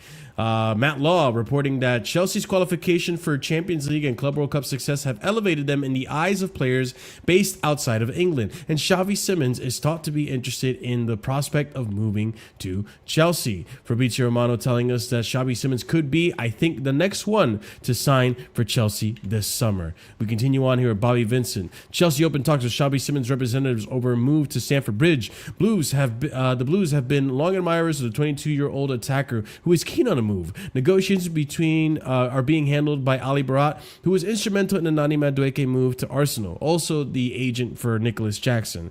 We continue on. Talks continuing today between Chelsea and Xavi Simons reps. Personal terms not expected to be an issue as 22-year-old Dutchman keen on a switch to Stamford Bridge. Negotiations with Leipzig will also follow in an agreement between the Blues and Simons can be reached, and that's coming from 2 days ago, the 22nd of July. Moving on, Xavi Simons has opened doors to Chelsea move after direct contacts with his camp. Club-to-club talks will start on Tuesday. Chelsea Leipzig will discuss deal conditions. Chelsea deal depends on outgoings. Arsenal remain also keen on Gyökeres, and outgoings priority. So we continue on here. Simon Phillips telling us that Fabrizio said Xavi Simons is keen on the move. He likes the project at Chelsea, and so the conversation is now going to be ongoing in the next days between Chelsea, Leipzig, and transfer fee. But Xavi Simons is the next big target for Chelsea. Bobby Benson telling us Simons has always dreamed of a move to Chelsea. Football London understands. Simons was believed to have been an avid follower of Chelsea growing up and even had a trial at Cobham growing up. Bayern Munich then have entered the race to sign Chelsea target Xavi Simons. The PA News Agency understands. That's coming yesterday. We continue on. Chelsea want to act quickly for Xavi Simons to get ahead of other teams. Bayern Munich made phone calls today to inquire about Xavi Simons' situation, according to Philip Hinz. We continue on. Chelsea are working on target, and I think they will be active on the attacking package. It's not over. They are negotiating on Xavi Simons very well. Negotiations are going well, getting closer, according to Fabrizio Romano. It seems like any day now, ladies and gents, this will be announced. And Tuchel had some comments to say about Xavi Simons, a player that he had at PSG. Thomas Tuchel on Xavi Simons, I think his best position is half winger, half 10, so he can be free. He is technically strong, calm with the ball, and very good in front of goal. Chelsea and Red Bull Leipzig continue direct club to club talks for Xavi Simons deal. Red Bull Leipzig aware Xavi Simons very keen on move and tempted by Chelsea. Bayern have made calls to be informed this week, but Chelsea clear favorites, already in talks with players green light. And then lastly, on the Xavi Simons topic, Red Bull Leipzig asking price for Xavi Simons remains unchanged, 70 million euros all in, including add-ons. As of this morning, no official offer has been submitted by Chelsea, according to Philip Hins, who's been at the forefront of reporting for Xavi Simons. Ladies and gents, looking at this player a little bit more since the last show, I like the profile. I like the age. I like what he can do. I've seen what he can do at international level, and I saw a few clips and highlights of what he can do. I remember that goal domestic actually level. scored. I think it's for Against Declan Rice. was it against England? It was against England, yeah. Was it against England? That banger, man. Yeah, like that was a banger. He's a good player there, and he's very versatile. No, like he's a player who's good in tight spaces. A good creator, I think. He's like one of those players that's all rounded, and that, like he's 22, I think. He's quite young, and he's been around. Like he's been at PSG, right? He's been at. He was at PSV, PSG. Yeah. No, PSG then PSV. Leipzig. He balled out in PSV. That's why Leipzig. Oh, he went to PSV after PSG. I am very certain that is the case, and I'll just check one more time. But yeah, like I could be wrong, but like I'm pretty sure that's the case. He was like very young at PSG. PSG, I don't know how much let him go, but yeah, he cooked at PSV, and then Leipzig obviously saw that, and I think they paid 40 to 50 million for him, and he's done well for Leipzig too as well. Like he's good in his tight spaces. This is a player I really want, by the way. I couldn't work it out, like why, like no one's been looking for this guy. Like big clubs like Man City, Liverpool, Chelsea, even Man United, or Bayern Munich, like Barcelona. He could do well at Barcelona. I know he would have, but like I don't understand why, because I think he's been doing pretty good. Maybe it's just under the radar, and now Chelsea's actually just maybe pulling the trigger on that. But yeah, he's a player who's good in tight spaces. He's technical. He can create chances.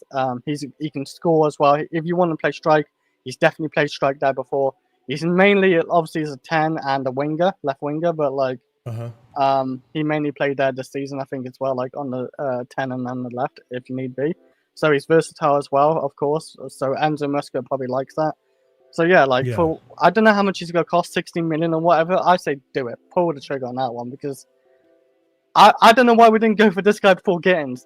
I think Gittins obviously maybe has potential too, but like this player, man, he's been around and shown it. Like, and this is a guy I can see like being a good player at Chelsea. But yeah, like I really want, I'd want him. Like we're not gonna get that top striker, so just bring in the good creators and who can score like 10 goals, like you said before. A couple of months ago, like everyone in this team getting like above 10 goals or something. Like he could get you 10 goals for sure. Cole Palmer will probably get you around 20 maybe. João Pedro will get you like over 10 probably as well. Obviously with Neto, I don't know how many goals Neto will get for Chelsea, but he'll definitely get assist and goals as well. But yeah, a lot of players can get you 10 or over at Chelsea, but yeah, he can be one of those as well. Yeah, as you can see, I want him. When I first saw the news like a few days ago, I thought, oh shit, like please like actually be like serious, and it became serious. Like you saw Fabrizio and all that tweeting about it. But yeah, like this is a player I feel like Chelsea should be getting for sure. Like we sound like Gittins and all, and I didn't see that vision in that one, but I see the vision in this one. I definitely see it. I don't know how much he's worth exactly, but I say do it. CP, do you feel that the comparisons to Nkunku for Xavi Simons are justified? Yeah, I agree. Gittins is different, bro. Oh, sorry. I'd say he's more of I get the lazy argument for it because it's Leipzig and could see he's kind of positionless, and creative and stuff, but he's not played too many games as a striker / false nine compared to what Nkunku was. He's far more creative than Nkunku is, and he's actually played more games as a actual left winger than Nkunku really has. So I think it's quite different in that sense, to be honest. So yeah, I think it's kind of lazy analysis, but we'll all have to wait and see. He's definitely more of a winger and a person who can take on his man more in wide positions more than Nkunku could. So yeah, I think I'm excited to see how he does off ball. I mean, in general, the only thing I can maybe see similarities to Nkunku is, I do think Xavi Simons is better off ball. We all had the same thing with Nkunku in terms of he's in Leipzig and they have the pressing system, so he should be good off ball. But he wasn't that good off ball until I would say the Club World Cup, to be honest. So that's the only thing where I'm a little bit iffy about, and see how he does in the league. But other than that, I think they're still very different. Wait, who said he's like Nkunku? A lot of people have been saying that. That's been the discourse. Like I said, he played striker a couple of times, but he's not really like a striker. He's more of a 10 who can play on the left as well. Like those are his two. Like his main position is a 10 for me, and then if need be, like he can definitely play on the left wing as well. He's played on the left wing a fair few times. So, no, I want to get this guy. I think he's a great player. Even you even see a lot of like the rivals, like obviously a Gal and all that, but like United fans are seeing like definitely Arsenal fans like just basically we brought Madueke, we could have just got this guy for like 60 or 70 million or whatever it is, like instead, because he's a great player and he's young, like he's 22 and he's been around like since probably like 18 or whatever. Like I don't know what age he joined PSG, but like yeah, he's definitely experienced. Don't let the age fool you. Chat, why do you reckon we actually went for Xavi Simons when we did?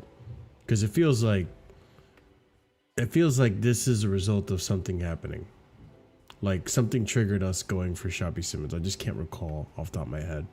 And Chris puts up a good point. Like I feel like Xavi Simons would have been one of the first players that I would have gotten through the door over like Gins and. I know, yeah. Like someone said, they're different profile, but like still, like he can play on the left as well. Yeah. Like now, like I would. That'd be one of the first people in that like attack I would bring. Like obviously, I wanted Gyökeres or something first, but like as like the attacker, like 10s or winger, like he would be one of the first ones as well. Like who's more realistic? Because I don't think. You look at the Chelsea way, how we do it. Like, we don't want anyone a super high wages. I don't think he'd do that. And he's not like, stupidly outrageous price, like 100+ million. Like, he's 60, 70. So, like, I feel like he ticks all the boxes for it. I mean, Morgan Rogers is obviously a great player too. But no, I'm laughing more. We realized we didn't have a Dutch in the mix. We don't have a Dutch player. We got rid of our Dutch player to West Ham. I'd be very happy this window if we get, like, him in as well, and with a I'll say Hato. Actually, like we're gonna talk about Hato very soon, but like in terms of like these two players, like actually no, I'll ask afterwards. But I do like the profile of player, especially considering that I'm leaning more towards the side of like if we get rid of Nkunku, and I think we should now because seize the price while we have it. If we do send Nkunku in a different direction, that leaves a space for a Xavi Simons. And listen, guys, like right now it seems like our attack is like pretty packed out. Think about it this way: Palmer in the 10 with. I can see Palmer. A left winger in Gittins, a right winger in Neto, and then two other attackers or two other strikers in there with João Pedro and Delap. Wait. Where's Simons then? Or even Simons can be up there. You know what I see? Or you if could we even get put Sim- Palmer in the right. We're really Yes. versatile now. like no, like if we get Simmons in, I there's no doubt in my mind he will be. I feel like he'd be starting at But Chelsea. Palmer wouldn't be. But that's the thing, though. Palmer But wouldn't have you be not noticed? The man just wide been playing right. Palmer. Okay, he's Yeah, not he the right. could be. No, that's what we did. We played that 2-3 games in the Club World Cup where Yeah. Enzo's on the 10 and Palmer's on the But right. Yeah. or there left. was one game. There was one game where Palmer was like wide right, and that was the Flamengo game. Yeah. Other than that, he's kind of been more of like an inside forward. Yeah, but that's an what he does inside right pretty forward. good with. Well, Like, Which in is- the I think I final, like that in the position final, for I him. wouldn't say he's an inside forward. He was getting no, the yeah, ball. he definitely was. I You could haven't say really he's- watched that game, to be fair, but yeah. You could say he's coming in, pause, inside, but I'm saying he's receiving the ball out wide, right? Because What do you mean? like the first goal, it was an out ball to Gusto, so sure. But with the second goal, he was out wide because that's where Caldwell he was found the more ball, inside right? forward though. He was. I He know, wasn't but like super wide, like not like winger wide, like Yeah, touchdown but wide. he's still, I would say, wide. I Yeah, think, yeah, I think, obviously, depending on the game, I think it's going to be Xavi, Simmons, Enzo in the 10, and then Palmer on the right with João You- Pedro. you know why I think like Xavi Simmons is a 10, because I feel like because he's one of those players and I've seen he's very good in those tight spaces. Palmer, on the other hand, he does tend to struggle sometimes in those tight spaces, like when the players like rush him. I think Xavi Simmons does that better, and Palmer can just drift off on the right or just obviously cut in, and like Xavi Simmons can definitely Yeah. assist him or create for him as well. Like so, I see it like Xavi Simmons in the middle, Palmer on the right, and Could be, yeah. Neto and on then the like left. a Gittins or a Neto on the left. And the thing is like Palmer actually does trap back as well. Like this where he has wingers to trap back. It Palmer could will be do it. Xavi Simmons in the left too. No, I can still see him playing on left, but I still Yeah. see him mainly playing as a 10. Maybe I'm wrong, but like I feel like he's gonna be that 10, and Palmer gets pushed You know back what to I the think right. it is though? Like I think this is where If we get him anyway. we kind of have to throw. Definitely frees up Palmer. I love how like what I was saying earlier in the season is kind of coming to fruition. It's no longer about with this Chelsea team. To me, it seems like it's becoming less and less about the formation and more about the spaces you occupy. So like Xavi Simmons is going to occupy the left 10 space, whereas Palmer prefers to occupy the right 10 space. João Pedro can play in that striker false 9 space, and then you have Gittins or Pedro playing in the wide. And that's just one example. You can do Esteval in there as well. People forget we have Esteval in the team as well. Like I really like, and I think this gives us an edge, right? I really like that next season we're going to be unpredictable in terms of how we set up against opposition. Last season, we were very predictable. Why? Because we were playing the same formation, the same inverting. Halfway through the season, we decided, okay, Cucurella, you're just going to bomb forward. Enzo, you're going to crash the box, so on and so forth. Malo Gusto, inverting. Like, everything became pretty predictable. This season, I feel like sometimes we're going to have Malo Gusto playing right winger or just a traditional right back. Sometimes we're going to have Pedro Neto on the left instead of the right. You know, Xavi Simmons playing in the center, in the left 10 versus left wing. Neto in the striker. Like, I think this team is going to be so unpredictable to set up against. And that's going to give us a huge edge. I don't know if you guys agree with that. I think it gave us a huge edge against PSG.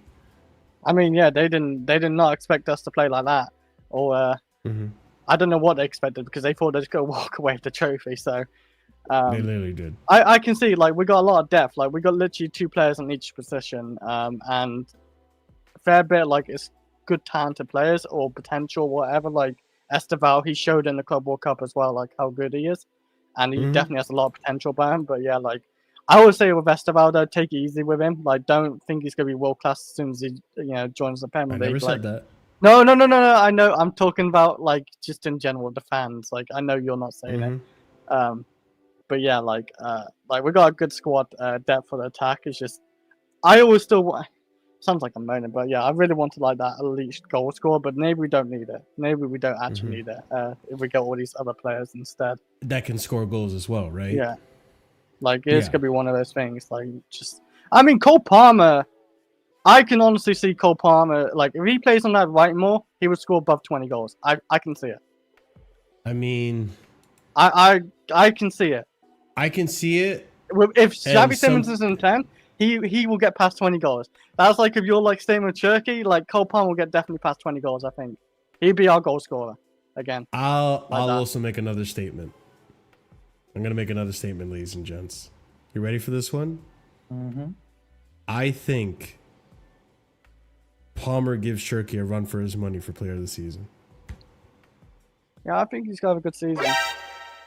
I mean, Yeah. I still don't think he had as bad as like. I know he No, had those. if this is his he bad had this season, yeah, like come on now. Like he still got like above 20 GA. He created like one of the most chances in the Premier League, like top 3, top 4, whatever. Like it's just not his fault, like completely all the time. Like yeah, like he definitely made mistakes or annoying. Like he held the ball too long, or he just should have scored. Like that Southampton game, I always remember that Southampton game. He should have got a hat trick that day. But like, I think he's like entitled to have his bad games. He's still like new into the game. What his second professional season, as a senior player. But yeah, like I think like he'd be better this season, especially if he plays on that right side. I think he'd be more freed up. Like if you have Xavi Simmons in that 10, everyone's just gaslighting it all. But like I think he will. No, and I, you know what? I don't have as much chest about next season for Palmer as a certain CB who I interviewed yesterday. Which, by the way, ladies and gents, check out that Chelsea Hour show, which it was a splendid conversation. CB wants to see Cole Palmer in contention for Ballon d'Or, which, to be fair, like he is the closest to me, closest English player to do it. I think him or maybe Michael Jude. Owen? No, Like since Jude's yeah. a great player too. Yeah, like him and Jude. Like Harry Kane's not gonna win it. He's getting old and just Harry like Maguire, yeah, like He scored a stupid amount of goals. And like Yeah, he can do Cole. Like if Chelsea win like Premier League, Champions League, or whatever, right? He's won the Club World Cup now. Like, and he does really well. Well, they're gonna look at him for the Ballon d'Or. But yeah, like it's all how well Chelsea do as well, and internationally. And when he played for England, he came on like even the semi-final, he got assist, I think, and then the final he got subbed on. He scored the equaliser goal to make a 1-1, but he is a big game player too. He's a big game player right now. Yo, Axe, you're cooking today. he won't get it though. At least for the next 2 years. Okay. No, I'll tell you why. No, like I know, Wait, like wait, when you say wait, next what 2 if- years, he has to win No, trophies. because He has to win here's the trophies thing. as well. But what if what if he does this? Suit me. What would be? He has to Okay. put in his name as Palmerdinho. No, but no. Okay, let me tell the reason why before people are like, oh No, my I think God, I think I know where he's going with it.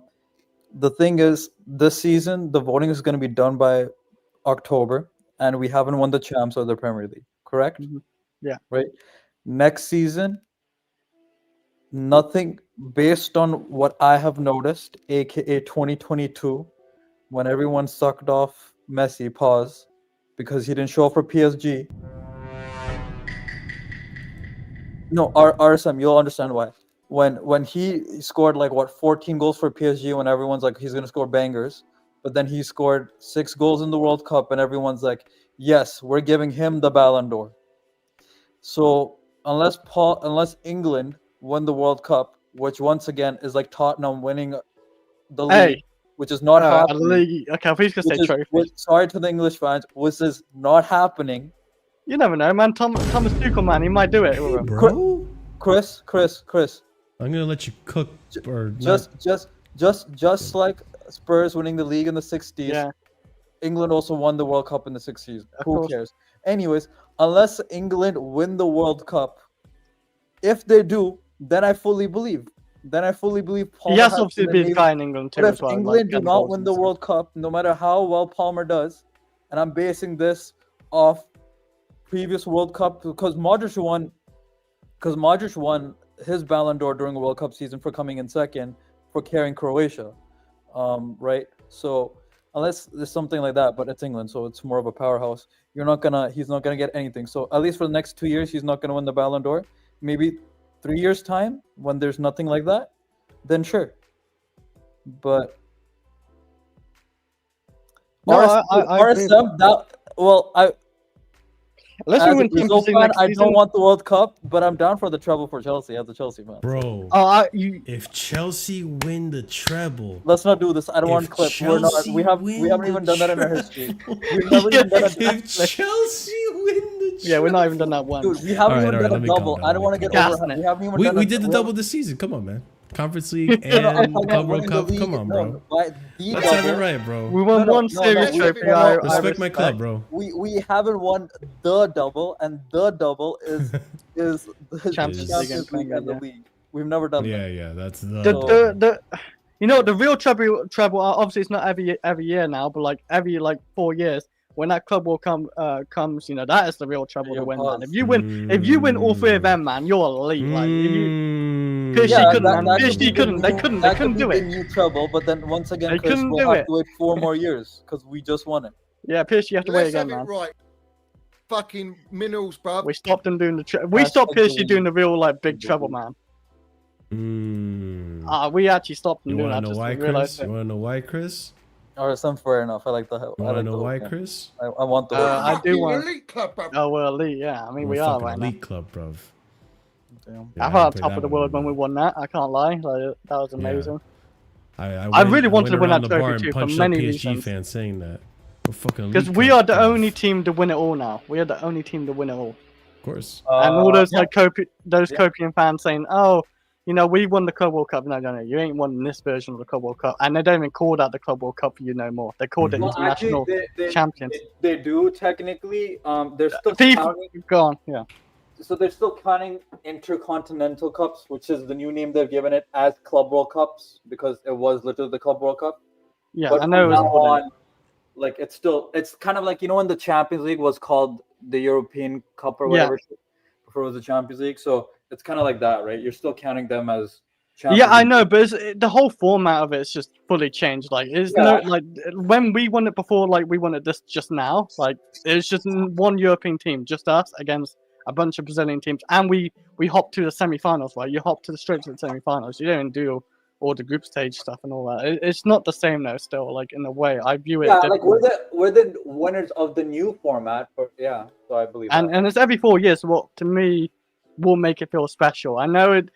Someone like mock it, like saying it's just a glorified preseason or whatever. Like I think that's bullshit. Anyway, I view that trophy right now as the third biggest trophy to win.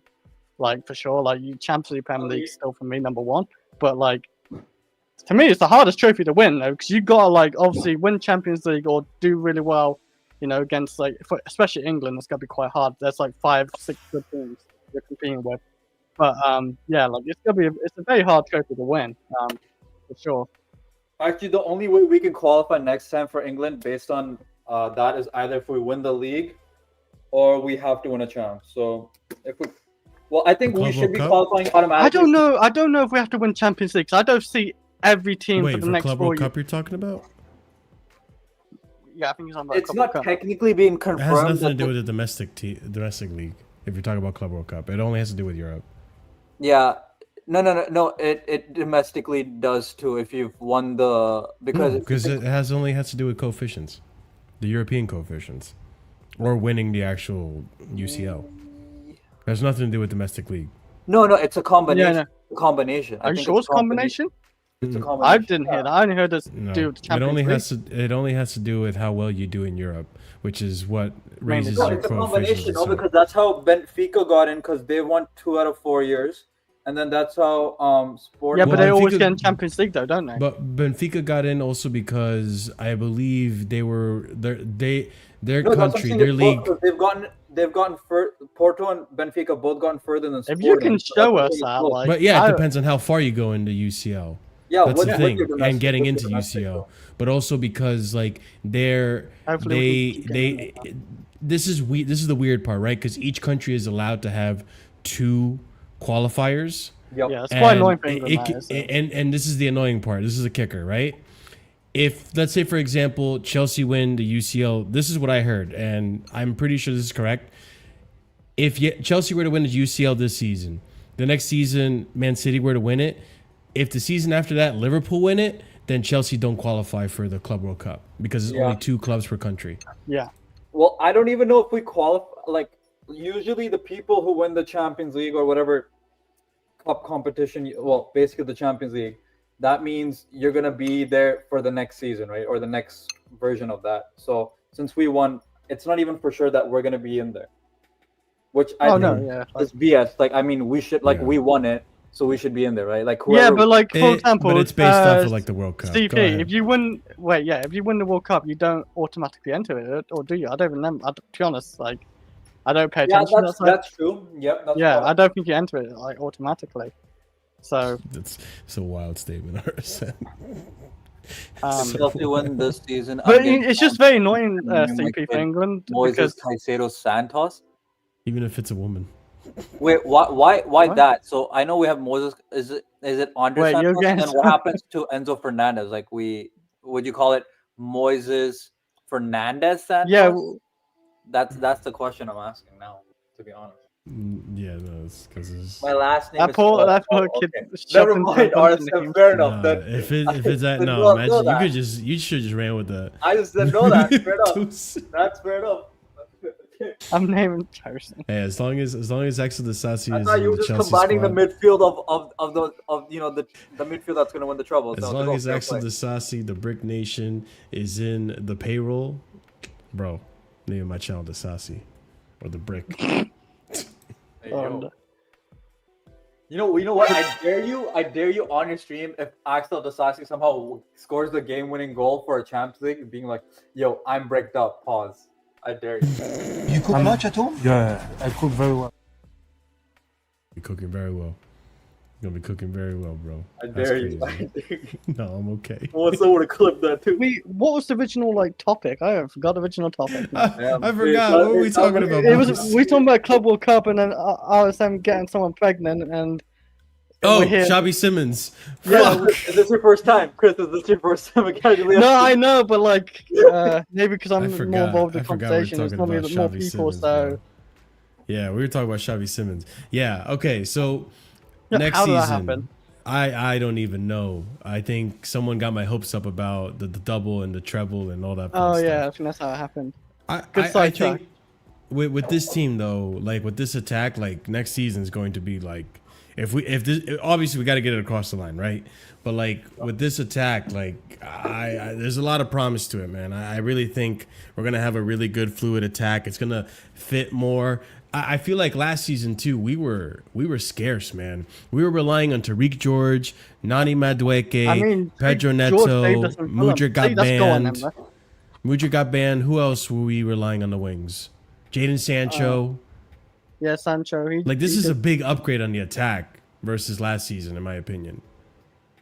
And the fact if it goes well, and I hope it does, it's a massive upgrade. Like, I can see a lot of them scoring like 10 goals or something. And Simmons is like a very good technical player, very good in tight spaces, and he can score. He can definitely shoot. Two more segments, RSM before Hato. Yeah, like he can definitely shoot. He can create. He can pass. He's good in tight spaces. I feel like he's just one of those players who's good all round. And he's one of those 10s you might need. More talk about it, man. Just bring me Simmons, man. Please give me Simmons. Don't fail me, Chelsea, man. Like you failed me with like Mike Mannion. Like fair enough, you want to wait for him to go on free. Don't fail me like on Xavi Simmons, please. Like you got Gittins in, no problem. You got who else did we sign? Who else did we sign? We signed João Pedro, no problem. Delap was obviously no problem. Like just no problem for Xavi Simmons, man. No problem for him. Just do it. Next 5 to 7 days, here we go, man. Please. Yeah, I'm all for it. There's actually more info that I wanted to discuss in regards to how we're building out this attack. I'm also kind of keeping an eye out on Twitter feed to see any more news in regards to other players. I did get something on Hato, which I'll add to this after this segment right here. But okay, let's actually move on to the next segment, which is also another big story probably overshadowed by the fact that Hato and Simmons are hot on the TL right now, and that's in regards to Renato Veiga. The deal collapsed, or it seems like the deal has collapsed. So let's actually go into detail as to what exactly happened and what's going on, and yeah, we'll get into the nitty gritty for it. So first tweet. Oh, how did this get smaller? What the hell? Okay, hold on. There we go. First tweet. Renato Veiga on the short list for Atletico Madrid, who Chelsea value at 30 million to 35 million euros, according to Athletico Sky Sports. Negotiations between Atletico Madrid and Chelsea for Renato Veiga are ongoing. Two proposals, the last of which was risen to 35 million euros, plus including add-ons, have already been submitted. Understand, Renato Veiga said yes to Atletico Madrid. No issues on personal terms. Atletico and Chelsea remain in direct talks to Renato Veiga, as reported over the weekend. Chelsea insists on a package reaching 40 million euros with add-ons included. Continuing on, Atletico and Chelsea are in talks to agree on a final amount of the possible transfer of Renato Veiga. The player has said yes, and Chelsea wants 35 million pounds with bonuses including, according to Matty Moretto. Continuing on, Chelsea or Atletico Madrid are close to finalizing the signing of Renato Veiga. Only minor details remain, according to La Marca. And unfortunately, this happens next. So, Matty Moretto, Athletic Universe, reporting that Renato Veiga to Atletico Madrid operation is now on hold. Continuing on, Atletico Madrid are pushing to sign David Hanco in the next few hours. Feyenoord's asking price is lower than Chelsea's for Renato Veiga, according to Fabrizio Romano. And then lastly, but not least, Atletico Madrid had an offer in Renato Veiga, but Chelsea's rigid approach in talks led to the club to go all in on David Hanco. Now, after this happened, ladies and gents, after this happened, you know what I started to think? And CP, maybe you agree with me. I'm starting to think last season, with that whole João Felix, Conor Gallagher, Samu Meridian fiasco, I'm starting to think that actually wasn't Chelsea's fault. I'm starting to think Atletico played a big part on that. I'm starting to think that Atletico was playing, you know, a little underhanded sleight of hand, kind of like, oh, let's see how far we can get in negotiations, and all of a sudden, let's back out. Let's see if we can get them to desperately, you know, lower the price to really get the negotiation, or some underhanded tactic. Because how do you go from getting very close to a deal and then minor details, and then all of a sudden, last minute, you just pivot to a completely different player in a different elite league that is nowhere near, like, as far as I'm aware, in terms of caliber, in terms of weight of name. And Renato Veiga has played in Chelsea, he's played at Juve, he's played for Portugal now, and won with Portugal in the Confederations Cup, right? No, Nations League, sorry. How do you then go and make a complete pivot to David Hanco? And that's not even done yet. I don't think David Hanco's a here we go yet. I'm starting to think that Atletico was playing some underhanded tricks with us last season, and it's happening again this season. I don't know. Maybe I'm speculating too much, but I mean, CP, how do you feel about this whole entire situation with Renato Veiga collapsing now? Oh, he collapsed. It looks like it has. Not him, literally, but yeah, like, Yeah, that's shit. it kind of sucks, but hopefully Juventus or Bayern, the other two teams who are in, can get him. I think the main reason is because of our price evaluation of 35 million pounds. Mm-hmm. And I think Hanco went for 30 million pounds or euros. I'm forgetting right now. So yeah, sucks because it's basically like you're getting Veiga out and basically getting Hato in for like 5 million pounds more, 10 million pounds more. Yeah, we'll see. Yeah. Chris, I don't know if you heard what I said before, my speculation, but I mean, what are your thoughts on this? I didn't hear what you said. really. I think But, I feel like after this now, like, because they went from like, oh, we just need to finalize minor details to, oh, we just found another guy instead of this guy think, who well, was just cheaper. I still think it looks so Well, like hold on. obviously. And I'm starting Yeah. to think that last season with Gallagher and the whole Amradion. Meridian thing, like I'm starting to think maybe there was some underhanded tactics from Athletico that led that to happen more so than us being incompetent. Oh. Well, I still think like obviously you just said obviously this deal collapsed. There is. Sorry, I just read this. Sorry, go ahead. I mean, understand. it's 82 degrees for me right now, Fahrenheit. But yeah, yeah, like I feel like there's a lot of clubs that are still obviously interested in him. Like he had a great season, what I could tell. Like it wasn't obviously like Felix. They wanted to send him back to Chelsea after like 2 games or whatever it was. Yeah, but I heard he did well for Juventus. Like and PSG, not PSG. Bayern Munich look obviously in for him, and they look kind of serious by the looks of it. Like for like 30 million or whatever they want him for. But yeah, like he obviously. The move to Chelsea wasn't, you know, it was obviously wrong. Like we viewed him as a left back. He wanted to play centre back. It was a bit confusing, but yeah, like wasn't our good. fault, He is a good player. What I can see, solid player. I hope we do move him on. Yeah, I don't know how much you paid for him, like 20 million, 15, 20 million. So if we get like 30 million, 35 million, it's a good deal. Like business still. Like do we know about this David Hanco player that they're going for instead? Do we know anything about him? No. Other than he's from Feyenoord? Not me.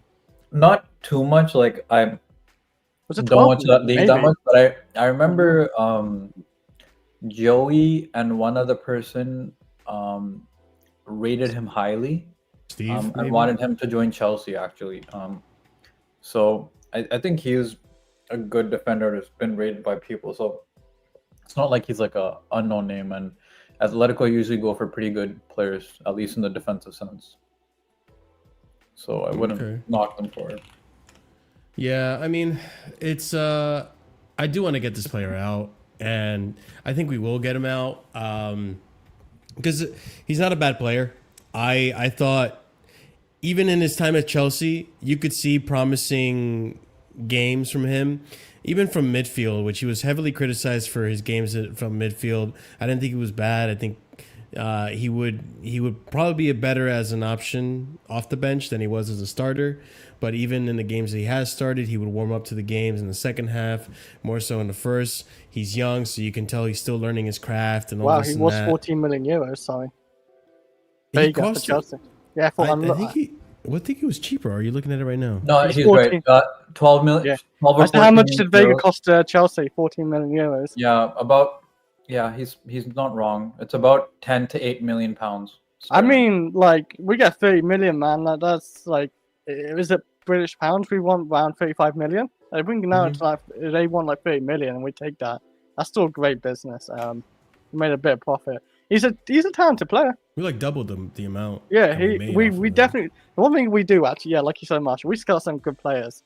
Maybe not right for the team or the manager, but like all the time. But like, we have scouted some good players, or even some players we didn't get, but you know, done well without us, of course. But yeah. To be fair, though, like it wasn't all on Chelsea either. Like this player decided to, you know, he got the girl he was looking for, and all of a sudden he changed. You know what I mean? Like doesn't hang out with the boys anymore. All of a sudden he doesn't like beer. It's like, what are you talking about, bro? Like you love beer. You drink with the boys. Because I thought he's okay be playing like back up to left back and play centre back here and there and CDM like as one of his players, but I guess he weren't happy with that. I mean, he changed his mind. Yeah, he can hold that. I have no hate to him. I despise him. I don't. No, there's no hate, man. Like I don't know. He's got to do what's best for him. I hear it. I wouldn't have minded if he just stayed. I think I would have preferred that, to be honest. I think he's a good player, but the guy obviously has different ambitions, which fine if you want to go and start. I mean, listen, to be fair, his competition is Cucurella. Yeah. His competition is Cucurella, so it's like it's hard to compete. Or it's Colwell on the left side centre back if you want to play centre back, because obviously he's not right side of centre back defender, is he? So But even then, like, we need a backup left center. No, but I don't know if he wants. wants. Yeah, I think he just wants to be starting. He's got to look out for him as well, so it's understandable. He knows he's a good player and he knows he's talented and he backs himself, and that's respectable. But we need still a good fee, like 30 million or something. You know what's fair. Yeah, it's like and that then the move homie. will be done. It's like that homie who used to just have long hair, and all of a sudden he got a corporate job, and all of a sudden he's got that short hair, and he's talking all professional and shit. Change up on us, he's a bro. party Change animal up. in there, I think. Yeah. Yeah, he was a party animal, and all of a sudden he got all serious and. I feel like that's from very personal experience. I'm just not going to say anything more than that. All right, let's move on to the next topic. I was going to say who hurt you, but who hurt you? Yeah, let's move on to the next topic. The next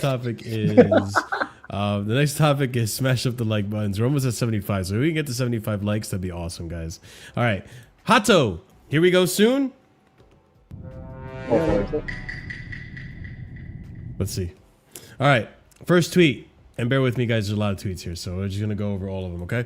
Okay. So Hato is a player that we've been looking at for some time now, and the links were super quiet. All right, they were quiet for a hot minute, and all of a sudden we just ramped it up, and now within 48 hours it looks like we're gonna sign the player after just reinitiating talks in regards to him. So I've had some tweets saved for a while now, and we're gonna go over everything. So Hato is a top target center back. He can also play left back. Graham Bailey also reporting here, unlike Veiga, Hato is seen primarily as a left back where he has spent most of his time at Ajax rather than a center half, although he is more than capable of playing there as well. This is from June 20th. Arsenal has initiated official discussions with Ajax and held positive talks with Gerald Hato's representatives. A 6-year deal is on the table and the player is evaluating Arsenal's project. Chelsea held initial talks over signing Hato earlier this summer. That's coming from Caught Offside. We continue on.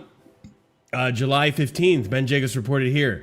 Chelsea held fresh talks with Jarell Hato. Ajax are quoting £60 million, but suitors hoping for closer to £40 million. Now, fast forward to in the last 48 hours. Chelsea are still active on Jarell Hato after opening fresh talks. No bid yet, but one to watch. This developed really quickly as we get into the next part of this from Mike Verwege, something like that, okay? Jarell Hato's agents, Humphrey Nijman. Yes, the club has reported to Ajax. All I can say is that Jarell is talking to Chelsea. Continuing on, I don't know why these are all scrolled down. Hato has said yes to Chelsea, according to Fabrizio Romano. Exclusive, Chelsea have now made an official club-to-club contact with Ajax for Jarell Hato as next top priority. Hato understood to be keen on the move and already prepared to accept personal terms for Chelsea, negotiating ongoing and very good relationship between clubs. Chelsea not only contacted Ajax this afternoon, but the top London club has also made an official bid, according to Johan Inan. Continuing on, breaking. And hey, refer to us like this from now on, Fabrizio. I appreciate it. World champions Chelsea have reached agreement on personal terms with Jarell Hato, and he has asked Ajax to leave. Negotiations advancing in final stages as fee discussed now in around 40 million euros. Chelsea have reached an agreement on personal terms with Jarell Hato, and defender has asked to leave Ajax. Negotiations advances to final stages. Fees discussed now is around 40 million euros. Hato informed Ajax management and the manager of his clear desire to join. Going forward, Chelsea are ready to pay £44 million for Jarell Hato, but Ajax are holding out for around £52 million. He is a player Chelsea admire as he was quickly developed into one of the best young defenders in the world, according to Sky Sports. Ben Jacobs giving us a summary here that Chelsea in advanced talk for Jarell Hato after agreeing terms with Ajax defender today. It follows fresh approach last week. Ajax had originally asked for 50 million plus, but Chelsea are optimistic of getting the deal for less. Hato has made it clear he wants to join Chelsea. Chelsea value Ajax defender Jarell Hato for around 40 million euros, 35 million pounds. Benchmark is the 34 million pounds plus 4.5 million pounds Arsenal paid for Ajax for Jurrien Timber. And you know what? Chelsea, I rate it. That is that is a reasonable way to look at a signing, comparing him to other players of similar caliber that had left Ajax, played similar positions as well. I rate it. Good tactics. Hankoa Athletico deal with Renato Veiga on hold won't stop Chelsea in talks with Jorel Hato. Chelsea want Hato. Negotiations are going well underway with Ajax after players green light. Deal absolutely on, as exclusively reported today. Fabrizio Romano also saying this on TikTok. Jorel Hato could be a here we go very soon. He asked Ajax to, he said this on TikTok. Jorel Hato could be a here we go very soon. He asked Ajax to join Chelsea. He wants Chelsea project as soon as possible. Xavi Simons also close to Chelsea. Conversations underway with the player.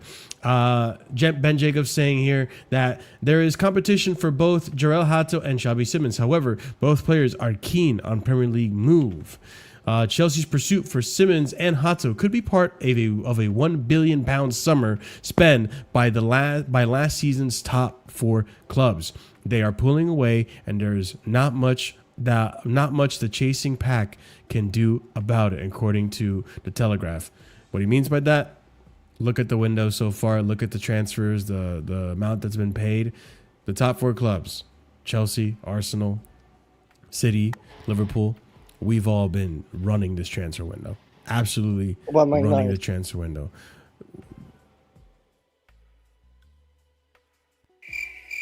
Wait, did you say Man United?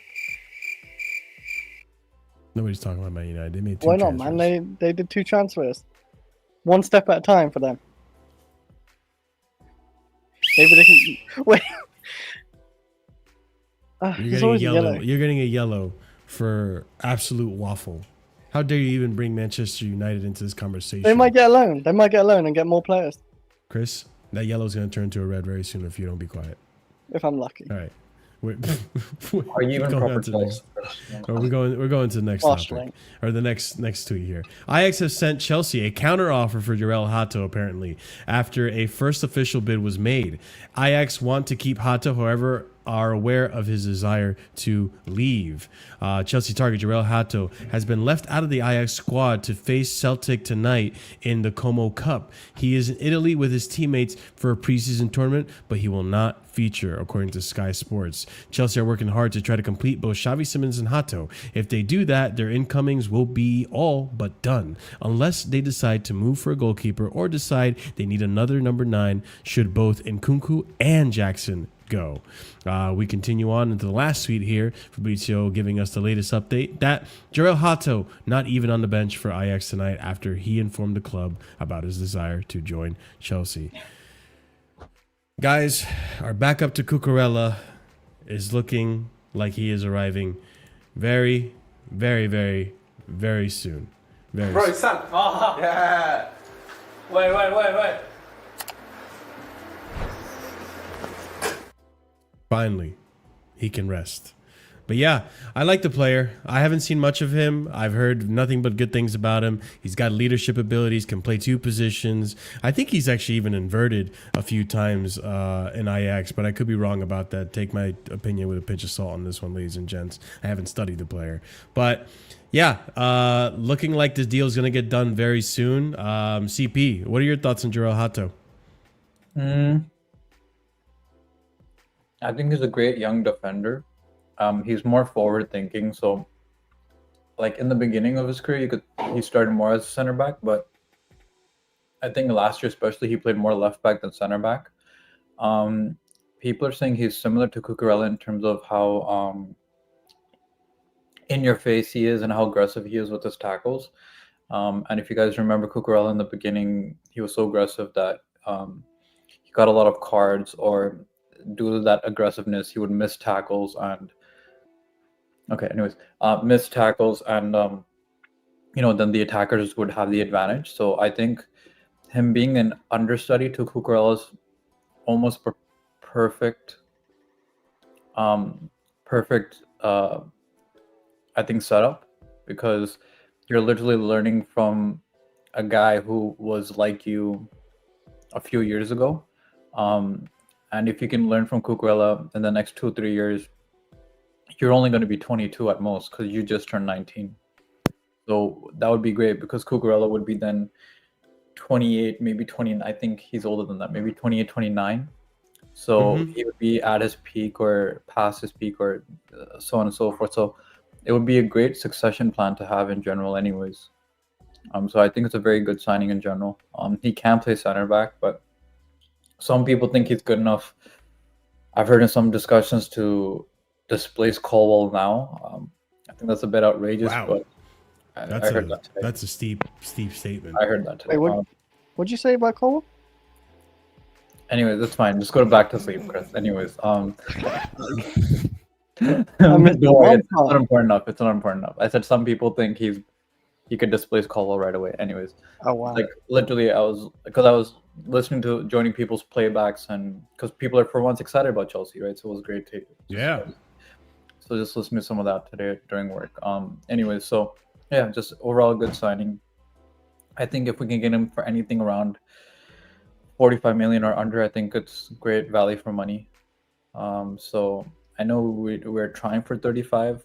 I think if we can get him for 40, that would be great on the money middle ground. So yeah, hope we can get this done in the next, maybe during the weekend, and at least get that done, because the Xavi Simons reports, they're very firm on that 60 million price tag. So I kind of want to see a double here we go. That might take longer in terms of it. That might take until next week. Yeah, but at least Hato seems like that it can be done like this weekend. Fabrizio might love us for life or something if he gets to do that. Yo, RSM.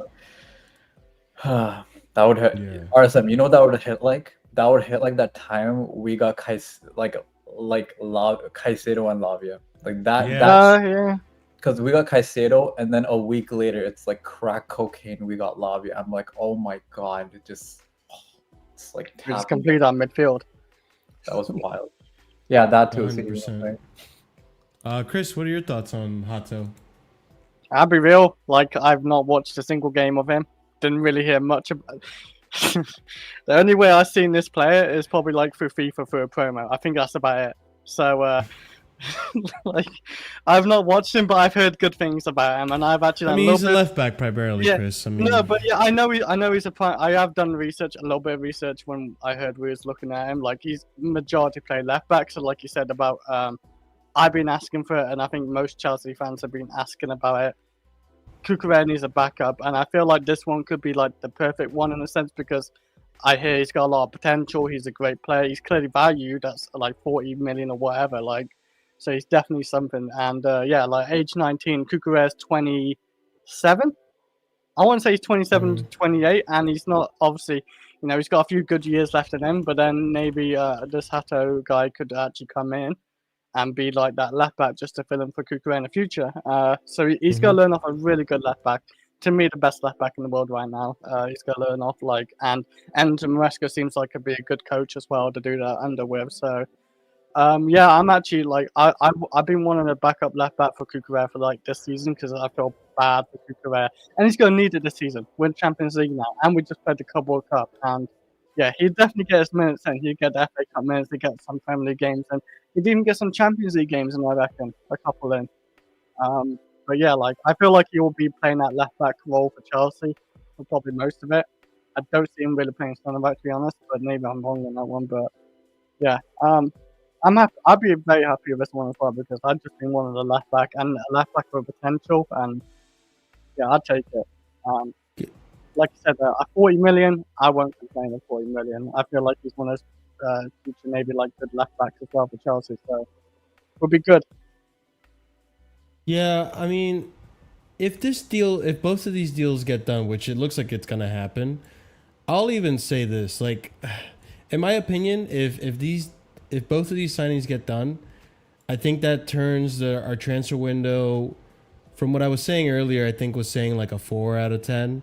I think it turns it into a 7 or an 8 out of 10. I'd probably say 8 out of 10. I say solid 7. Like, that's still good. Yeah. Like, I would say 8 out of 10. In order for it for me for it to be a 10 out of 10, I want to see another goalkeeper. I mean, I don't know if you guys agree. Yeah, like if we get a goalkeeper and even a centre back, right? Like, I know, like for example, no, I feel like Hato kind of covers that.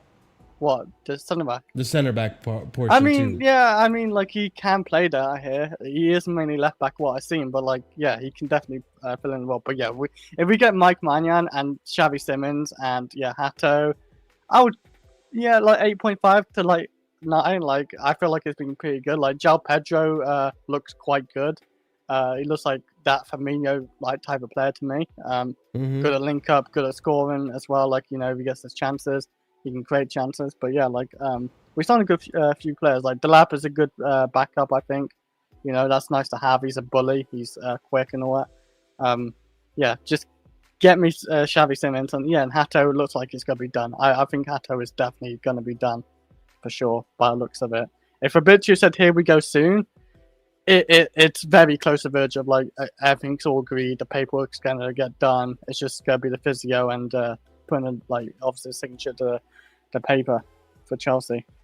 Yeah, I mean, what do you think in terms of the window? If we were to get both these players in, CP?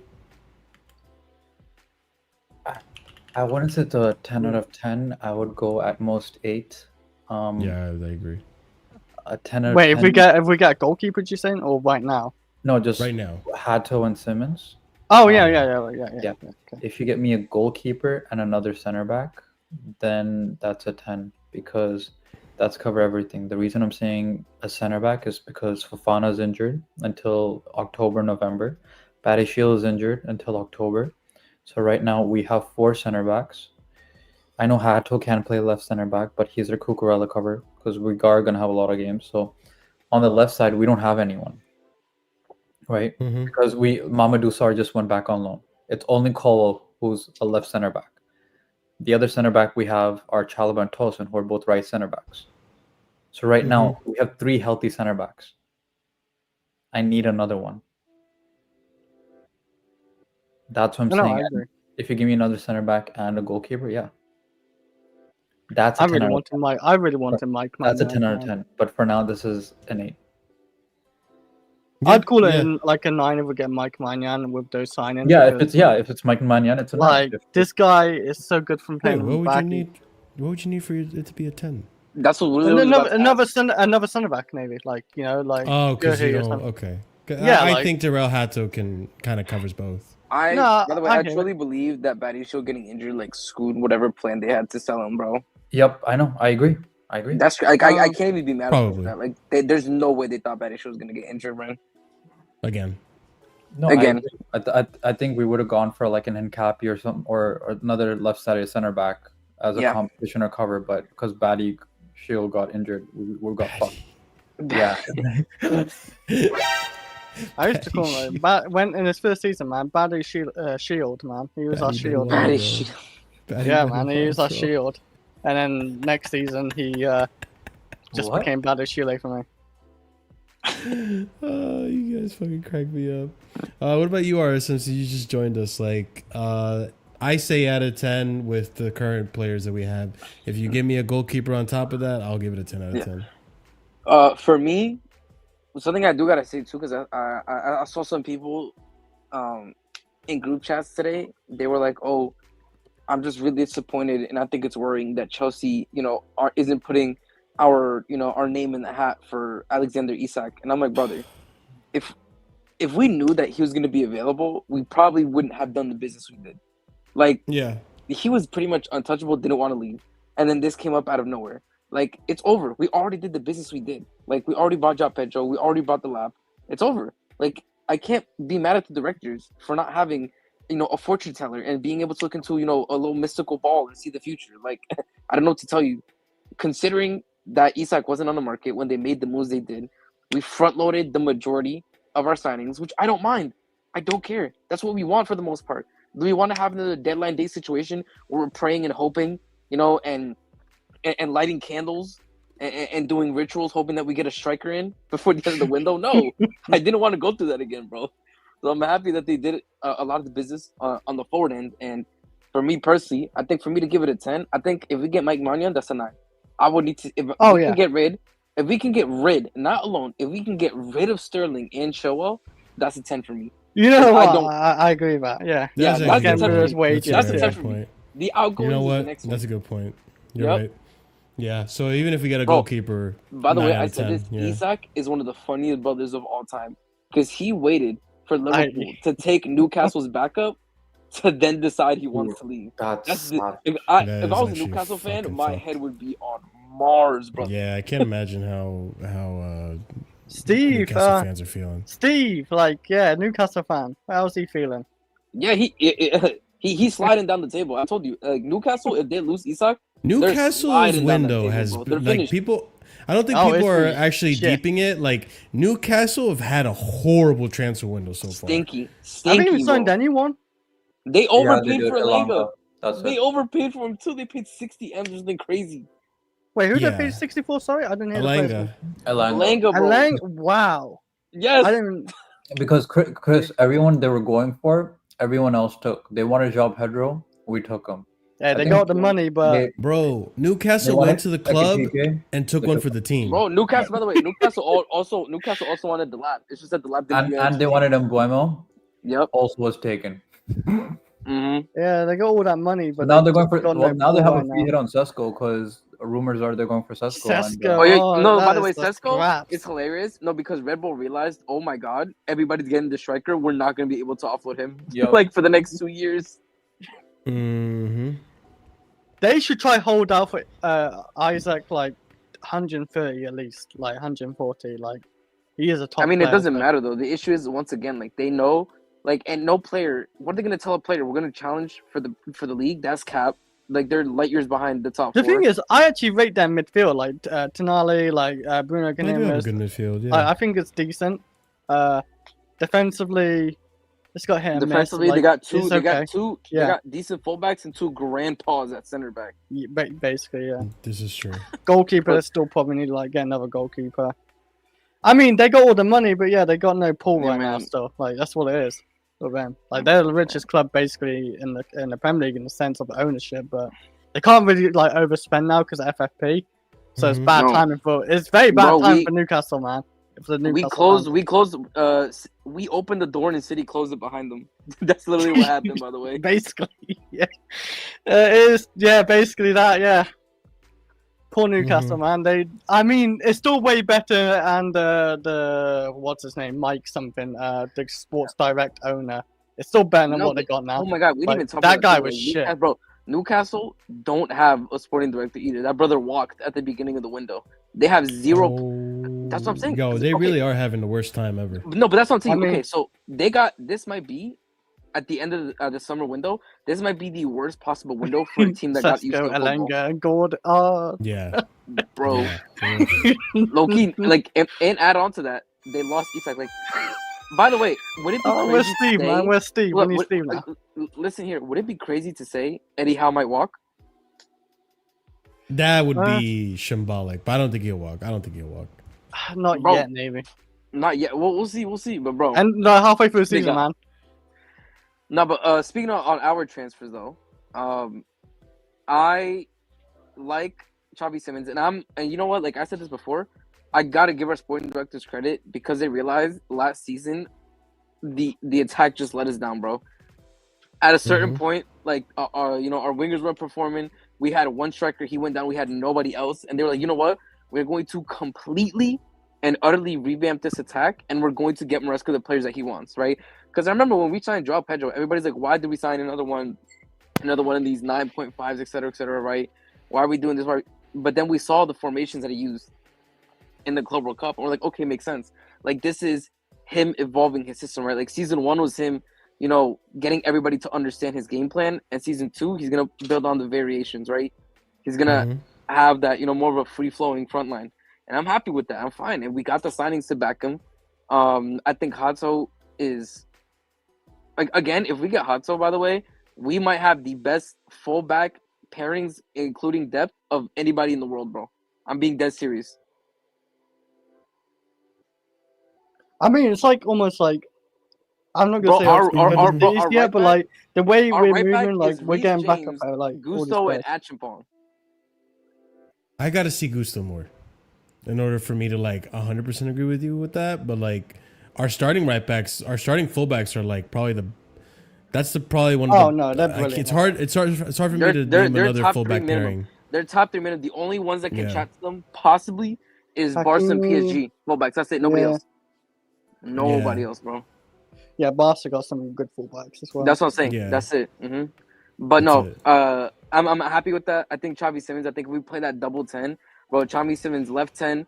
You could have Palmer right 10, and what you could do is you then could have Enzo and Caicedo, and you could have Enzo in that deeper role that everybody cries out for him to do. But also, playing in the deeper role means that he can box crash more effectively as well. Because nobody's expecting that late run into the box is going to be money for him, especially against teams that just sit back and they're just playing in that low block. There's going to be a lot of attackers around him as well, like, you know, exactly, bro. I'm telling you. Yes, it's going to be good. So I'm excited for Xavi Simons. I don't mind it. I think it's probably, we're going to end up paying, I'm assuming, like maybe around Gittins' price for him. Like, that seems like the going rate for a player, right? Seems like on average, yeah. He's got a lot of on average. The Hato one seems like it's going to be a bit of a deal if we get the price that was said, right? So I think that's going to be good. And for whatever reason, it seems like they also want one more attacker. Like I told you, like we are just like this attack is not failing next season. Like that is what the sporting directors are trying to tell us. Wait, we want another attacker? Well, are you on about after Simmons or are you on about before after Simmons or Xavi Simons? If we get rid of Nkunku and Jackson, which isn't out of the realm of possibility. No, it's not. By the way, Fabrizio confirmed Nkunku is leaving no matter what. Like he's not staying here for the summer. Yeah. So wait, how can we move him out if he doesn't want to? Say, for example, like. But it's just like I guess there was probably there's probably already offers on the table. We're just deciding maybe. It's just a matter of. It doesn't matter of when, not if. You know. Yeah. So that's what it looks like. I mean, on the topic of transfers as well, might as well bring this up because this was also brought up in regards to, I think it was in regards to Xavi Simons, but I'll read up on it real quickly as you're reading up the stories. Samuel Smith hijacking. So this is a player that was supposed to go to Strasbourg. That's why I'm talking about the hijacking aspect of it. Let's actually catch you guys up on what's going on with this. So I wasn't going to bring this up until it was actually done with the Strasbourg segment that I'm going to bring up in the next show. But I have to bring it up now because it's relating to the transfers that's going on now. So breaking. Strasbourg are in ongoing talks with Ishe Samuel Smith, representatives over personal terms for a permanent move to Blue Coat Club in France. The deal is reportedly worth 6 million euros, 5.2 million pounds. This is a player that's been highly rated from Chelsea fans that have seen him play. I don't really, I'm not going to lie to you guys. I know nothing about the player other than the hype. Continue on. A transfer between two clubs is being studied, around 6 million euros. Negotiations are underway with the players representative for Ishe Samuel Smith to join Strasbourg from L'Equipe. And then we have here more from Cyril Olives. Negotiations are underway with the players representative to sell Ishe Samuel Smith for around 5.2 million. The clubs are considering it. Then we have this. Chelsea are in talks over potential £8 million sale. I think I just said the same thing 4 times. I'm not going to lie to you guys. My bad. This Ajax. So it's about Hato. Ajax inquired about Chelsea Ishe Samuel Smith deal, who is in talks over permanent move to Strasbourg, but no formal approach yet. Bobby Vincent reports. So if this player were to go the other way, chat, if you guys know about Samuel Smith, or if anyone on the panel know about Samuel Smith, is it worth losing this player to get a Hato? I guess is my question. My one thing is, Marshall, is every single report on Samuel Smith has said that we're 100% putting a buyback. So, okay, that's not bad. Yeah. That's what I'm saying. I'm not too worried. Like they're like Chelsea are not losing him. That's pretty much what we're saying. Like even with Strasbourg, right? It was going to be a loan.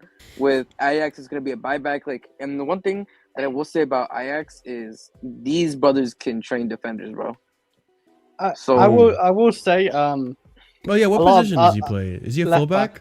Left back. He's a left back, bro. Okay. He's like the action point of the academy, bro. When you say like we're not losing him, like I kind of obviously agree. Like we technically can buy him back, but like a lot of buybacks, just what I've seen over the years, just never tend to like go back to their club. They just get sold to another club. And even when when Nathan Ake, man, I wanted him, and we could have had that buyback clause. Oh yeah, true. Nathan Ake. We just didn't do it. Like Lavia, didn't Man City have a buyback clause on Lavia as well? Didn't do it, obviously. Yeah, but Man City has been really bad with handling their academy, bro. No, well, I mean, we can kind of late sometimes about that. I mean, I'm not good enough. It's as simple as that. I mean, yeah, they obviously bottled it with Palmer, but I mean, we bottled with KDB. But like Tammy Abraham as well, yeah. But I never really rated him that highly, but Tammy Abraham had a buyback clause as well. I think it's a ridiculous one. Yeah, but it's one of those things where if he pops up, we can like or like say Hato just wants to move on and become like a left back somewhere else, and we stand for like 60-70 million maybe, yeah. But yeah, I still kind of agree with you. Yeah, technically it's in our hands to get him back, but I don't know how many years does it last? Is it 5 years? I'm guessing like 5-year contract. Well, I guess we don't know yet. Yeah. No idea. Yeah, we don't know, but it's one to keep an eye on. And if it means like I agree, like if this player is as good as everyone says he is, then cool. Put a buyback clause on him. If we can get Hato, because he's not going to be ready for the first team next season. I don't see us next season relying heavily on youth as much as we had to this season. Because this season, like, let's be honest, the squad depth wasn't nearly as good as we thought it was, right? We learned that the hard way. Come January, a lot of those players wanted to leave because Maresca didn't rate them. Now it looks like we're getting players that Maresca actually does rate. We have more competition and stronger competition, so we need to have strong squad depth, not just like Team B Conference League squad depth, right? You know, like there's going to be a lot of players that are going to have to seek moves, and we need to have like a strong. That's why I'm also not really against Jackson staying, which we'll go over Jackson a little bit later in the show if we have time. 60 mil, man. I want that guy sold. I agree, but I'm also not like pressed about it. Like there's still people out there that I was like, he needs to go, he's breathing. No, I'm not like Pedro. He needs to go all cost. Yeah, like he can breathe, man. Like it's. Thanks for giving him permission, Chris. No, like I don't hate Jackson, but like yeah, like if we get the money. But this is the thing, Chris. I would keep Jackson if that means keeping that disgusting football player Garnacho away from my glorious club, bro. I can't see him happening if we get Xavi Simons in. That's why I just can't see Garnacho coming. Fuck it, I told you we need to lock Stanley into the basement, bro. Please lock him into the basement. I beg. Just saying, if he gets kidnapped, you got FBI, ICE, and everything coming to your house or something. And you know what? If it keeps Garnacho away from our club, I'd do it again. No regrets, bro. Zero regrets. Let's actually discuss this real quick then. All right, bear with me, guys. A few tweets on this one. So, if Jackson was to leave, they may sign another wide player instead of another number 9 because Pedro Neto can play through the middle, according to Sky Cava, right? And we continue on here. Chelsea will use Hugo Ekitike's 79 million pound deal as a benchmark if Nicholas Jackson is to leave. Xavi Simons, Alejandro Garnacho, Morgan Rogers, and Kenan Yildiz, that's a new name added to the list, people, are some of the players Chelsea are currently looking at, according to Sky Cava.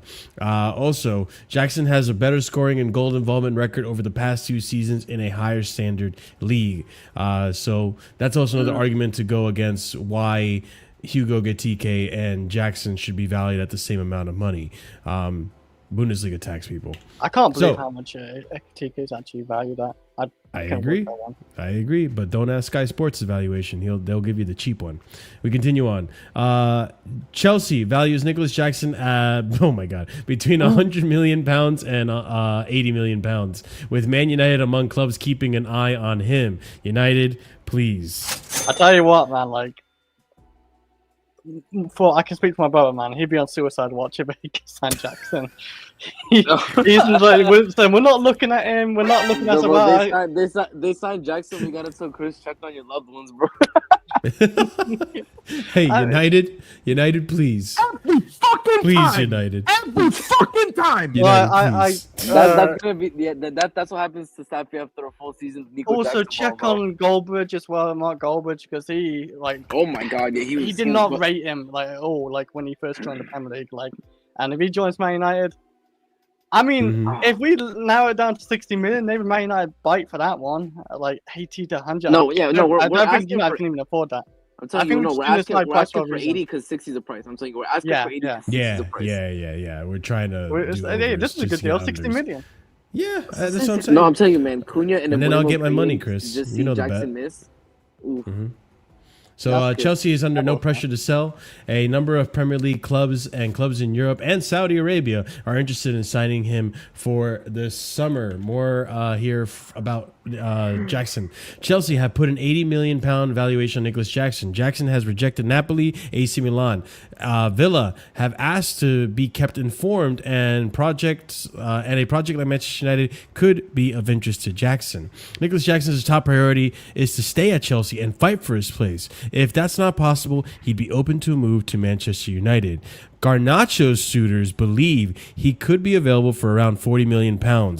Chelsea, Spurs, Aston Villa monitoring. Just one more time, chat. Monitoring. Okay, let's keep it at that. Spurs is a good club for you, mate. That's a good club. Yeah. Tell them Spurs or Villa. All right, don't bring it here. We continue. The name Nicholas Jackson is really tempted for Manchester United, and they could offer Chelsea Alejandro Garnacho in a swap deal. Internal talks ongoing to decide what they want to do. Fabrizio is fucking farming engagement, bro.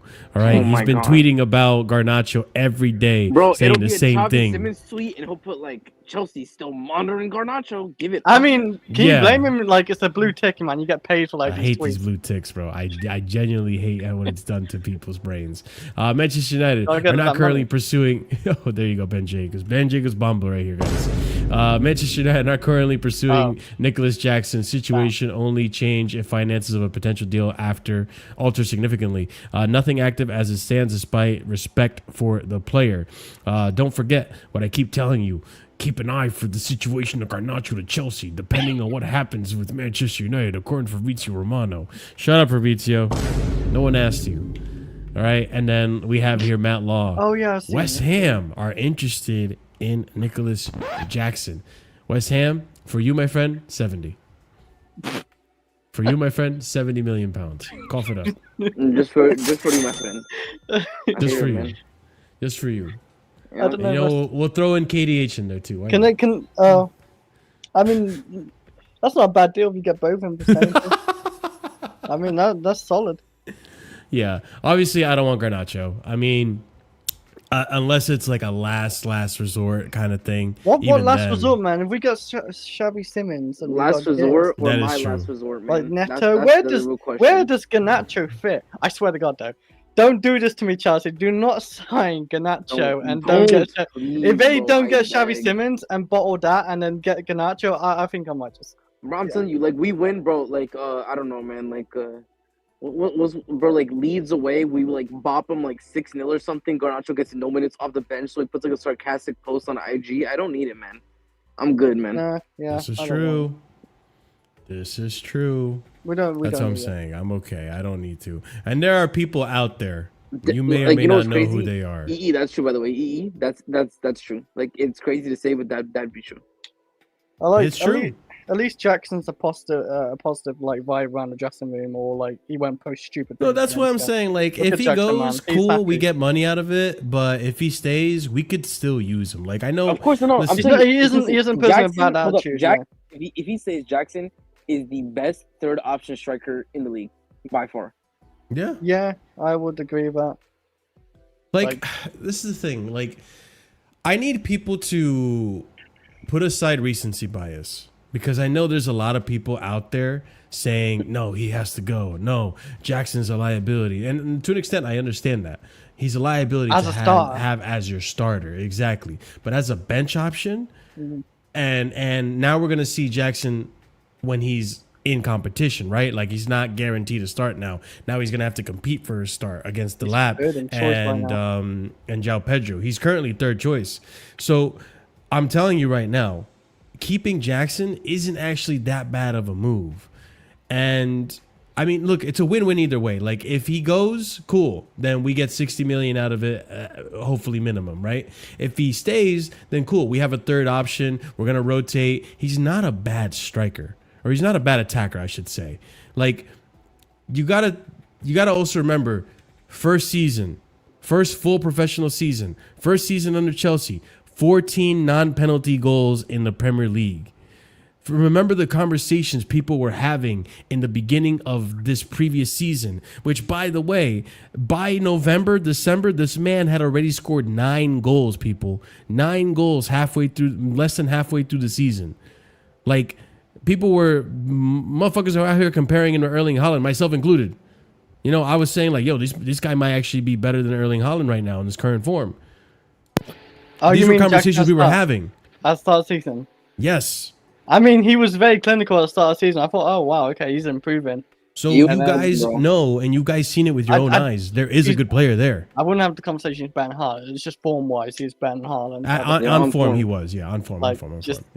Like, he's not you're not topping Haaland, who's literally the best striker in the world. It's just like it was one of those things where we clearly saw that there was some sort of progression from the season before, but the difference was after the point where even before he got injured, right, is when teams started saying, "Yo, like we need to play low block against Chelsea because if we give them one transition, we're cooked. It's over."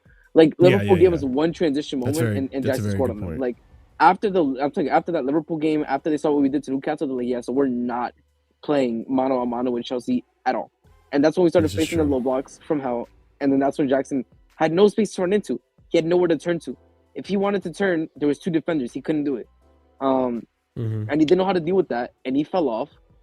And because of that, his form got worse. Because he's a confidence player, bro. You gotta say what it is. Like you could see it when he's in a good run of games. He makes good decisions. He's intelligent.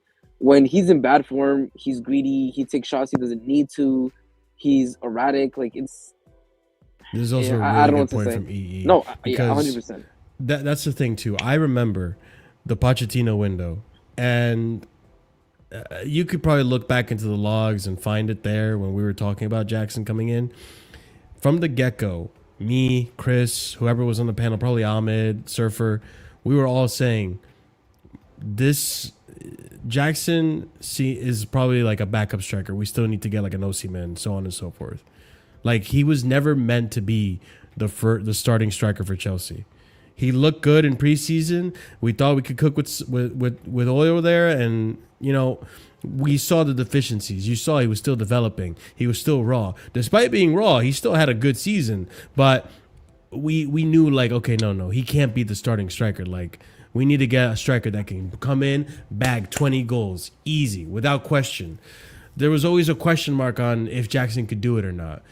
Luckily, by the end of the season, he got the 14. We're thinking, okay, maybe he can improve on this. Maybe next season, we set the bar higher. Let's go for 18. Let's see what we can do. And it looked like he was on track to do it, but then the form came. The confidence dipped, and he hasn't been back to that standard since. With competition, who knows? With playing time off the bench, who knows? But I think counting Jackson out is just being agenda for the sake of agenda. I've even heard some Chelsea fans, I won't name who, Chris, you might know them. I've even heard some Chelsea fans saying they rather bring in Garnacho just to get rid of Jackson and tell me it's not an agenda. Bro, stop this. Stop the nonsense. That's disgusting. That's actually disgusting. I think I know. Okay, yeah, I just... Leave it at that. No. That's pure agenda at that point. Like one costs 60 million and we can sell the other one for 60 million. Like, yeah. We bought Jackson for 30 million. This is why I didn't really care that much. I thought we'd get like another striker with Jackson, but we didn't. And that's not even Jackson's fault, really. That's just the ownership and not really like paying for another striker. So, but yeah, no, do not bring me Garnacho, man. Like that guy, it's the most sideways move. Like if we sold Jackson for 60 million, bought in Garnacho for 50 or whatever million. No, thank you. Yeah, it's I'll pass up on trying to get Garnacho for Jackson, and I'd either keep Jackson or sell him for at least 60. The price is now going up, people, because look at the transfer window. It's you know how hard we're going to be trolled for what? Garnacho. Oh God. Do you know how many top big six fan bases we've hurt with our transfers, and they're waiting? They want to get. Why would we give United their lick back? That's what I'm saying. We give the amount, and they might get their lick back. We just gave Arsenal every shit player That's in a the good world. point, actually, yeah. We gave Arsenal just Madueke this window. Just this window, we gave them Madueke and Kepa. Okay. On top of that, we stole Caicedo and Lavia and Enzo from Liverpool while they're buying everyone. And then we took Cole Palmer away from Man City. Everyone is waiting for this one. Every Big Six fan base, and they won't shut up, man. They just will be. Because then obviously, dude, I don't blame them. Dude, I got people like when we were first linked in the January window, giving me day-to-day messages about us being linked with Garnacho. I'm still getting messages, bro. Yes, my group chats and shit. I am getting messages. I'm getting. You know what I'm getting? Because there's a show like my guy Sheik. He sends me the song Ale Alejandro by Lady Gaga every week. Every week. Every week I meet up with him. He just sings that. He's like Ale Ale. I'm like, fuck. Dude, he made a video of Garnacho's misses with the Ale Alejandro song. I beg he doesn't join Hill. Please. What fan is he? He's a United fan. We did our own comp in the same place. Please, I beg. I mean, he probably just beg, my fans want him out now. Please don't do this to me, man. No, no, we don't need. It just doesn't bring anything to like the team or what we got, like Gittins and all that. Like I can just see Gittins gives more on him. Esteval, Neto, like just don't, man. Xavi Simons actually gives us something different. Like frees up Palmer to the right or something. Don't do this, Chelsea. Do not like even entertain. Hope it's just a smoke screen. That's all I hope it is. That's all for Xavi Simons. Like I don't think we will. I think it's his agent. It's his agent trying to force the move Of because course. he's desperate. Because that's how people get. That's how these journalists get these info.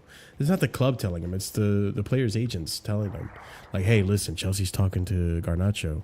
It sounds like they're gonna talk to Galatasaray and Napoli and all these other teams." So that's how they get their info. 20 times a day. Yeah. So, Brian, welcome to the stream. We'll probably talk about that in the next show.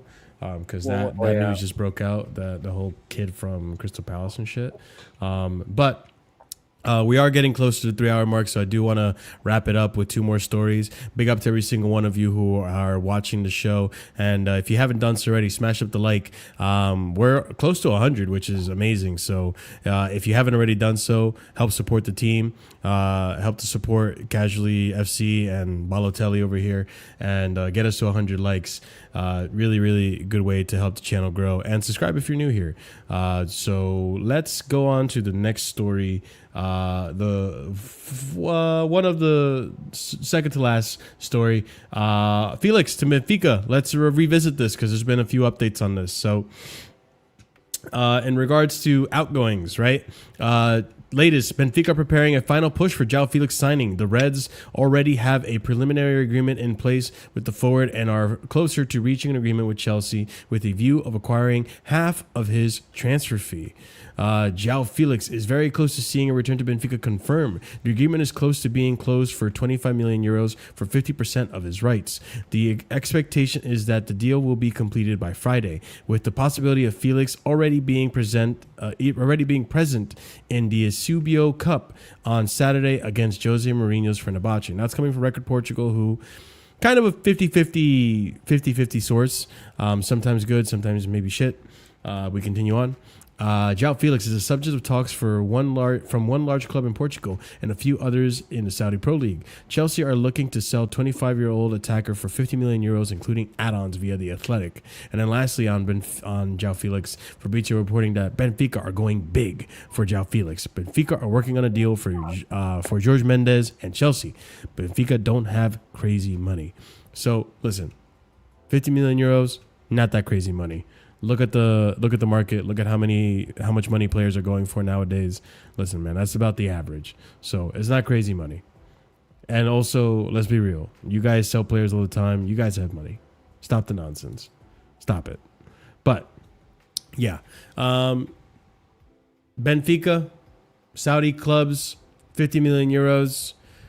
50% of the rights, that one's confusing me. But it seems like what Record Portugal was trying to say is they're trying to get João Felix for half of the amount that we're valuing him at, which obviously, come on now. We're gonna Marshall, so the 50% is that whatever jerseys they sell or whatever for naming rights, we still get 50% of the profit. This one right here, right? Yeah. So if they sell a Benfica jersey with João Felix on it, we still get 50% of the profit. I wouldn't mind a discounted price if we get like a deal done like that. And I'm sure this is where the negotiations are probably halted, right? Like we're trying to, all right, brokies, we're going to try to work something out with you guys. We'll try to maybe something like this or a little bit of a sell-on clause or yeah, some there's shit. rumors of a 40% sell-on clause as well. Yeah, I mean, listen, if you can't afford to pay the 50 million euros outright, we're going to have to do other ways of getting our money. So, listen, I think it was a mistake bringing him back to the club to begin with. It seemed like a big move and a good move at the time, but in hindsight, turned out to not be the profile that we needed.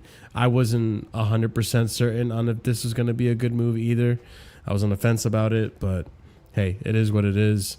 Yeah. Any thoughts on the update between João Felix to Benfica, guys, or should we move on to the last story? Leave.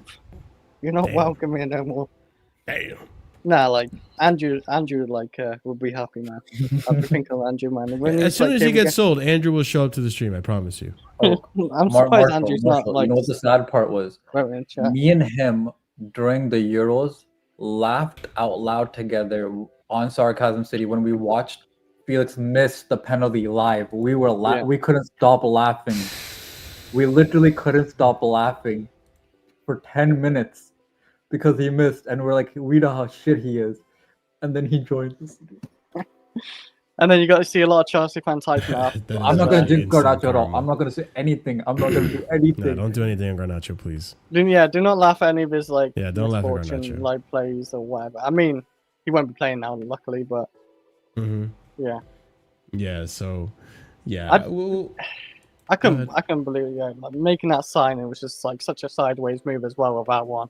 I felt like Gallagher would just even offer more, like with this like unique of like, he's not a talented player, of course. Like I feel like Felix is actually kind of techy. He's good on the comps and the videos and all that type of shit. But like Gallagher, man, the press and all that, like tackling or whatever. But like they're both the same price or whatever. I felt like Gallagher just if we kept him, he would add more importance to the team at least. But hey, and I'll even say this too, like in regards to just this move, right? I'll add this. If we can get 50 million euros out of the move, then I think that's great. I forgot how much we signed him on for. 47 million pounds. Like transfer Chelsea João. I didn't even go to transfer. I'll just say like the player's name. 45 million pounds. Yeah, it's close. 50 million euros. No, I don't even go to the channel. I just say like Felix's price to Chelsea, and it's there. Voila. Yeah. That's how I check it straight away. Yeah. How much did Chelsea pay for João Felix? I know you literally just told me how to do it, but I kind of listened. Sorry. 46.3 million pounds. The mirror says 45, but yeah, I guess they rounded it. They probably just rounded it. 45, 46. Yeah. No thanks. Let's get him out. Get him gone. I mean, if we can get 40 million pounds back for him or whatever, I'm taking that. I mean, we did loan him out, so we probably got a little bit of a loan fee, so we kind of break even on it if we get him out for 50 million euros. I think that move was just money laundering. I don't know. You remember that one clip? I think it was Kyle Walker when they were there and he was on loan and he was like, "Listen, we're not Messi. Passes the ball." Yeah, I remember that one. I remember when someone was dying on the field. I forgot who it was, and Felix and Mudryk was just doing one two to each other. It was Aspie, bro. Was it Aspie? Yeah, Aspie was fighting for his life, and M2 was just doing 1-2s. Fucking dickheads, bro. That was just like bro. First ballot. Dark times. Yeah. It was really dark times for Chelsea, bro. There was no bond of the team, man. They just cared about doing kicky ups and just 1-2s. So fucking horrible. I remember he was one of them. Mudryk was one of. I just don't remember who was dying, man. And yeah, it was Aspie. It was Aspie, man. Yo, big up Aspie, bro. It would have been okay, I guess, Bella, if it was the opponent. if it was the opponent, fair enough. But like you're one, like a club legend. One of the biggest players, like fullbacks at Chelsea ever, is dying on the field, and they're just doing 1-2s. Yeah, bro. That's his highlight, man. That's Felix's highlight. That's how I remember. Fucking. What a dickhead. Remember all the times he hit the woodwork. Or when he said that he hates sports. Actually, That's his biggest highlight.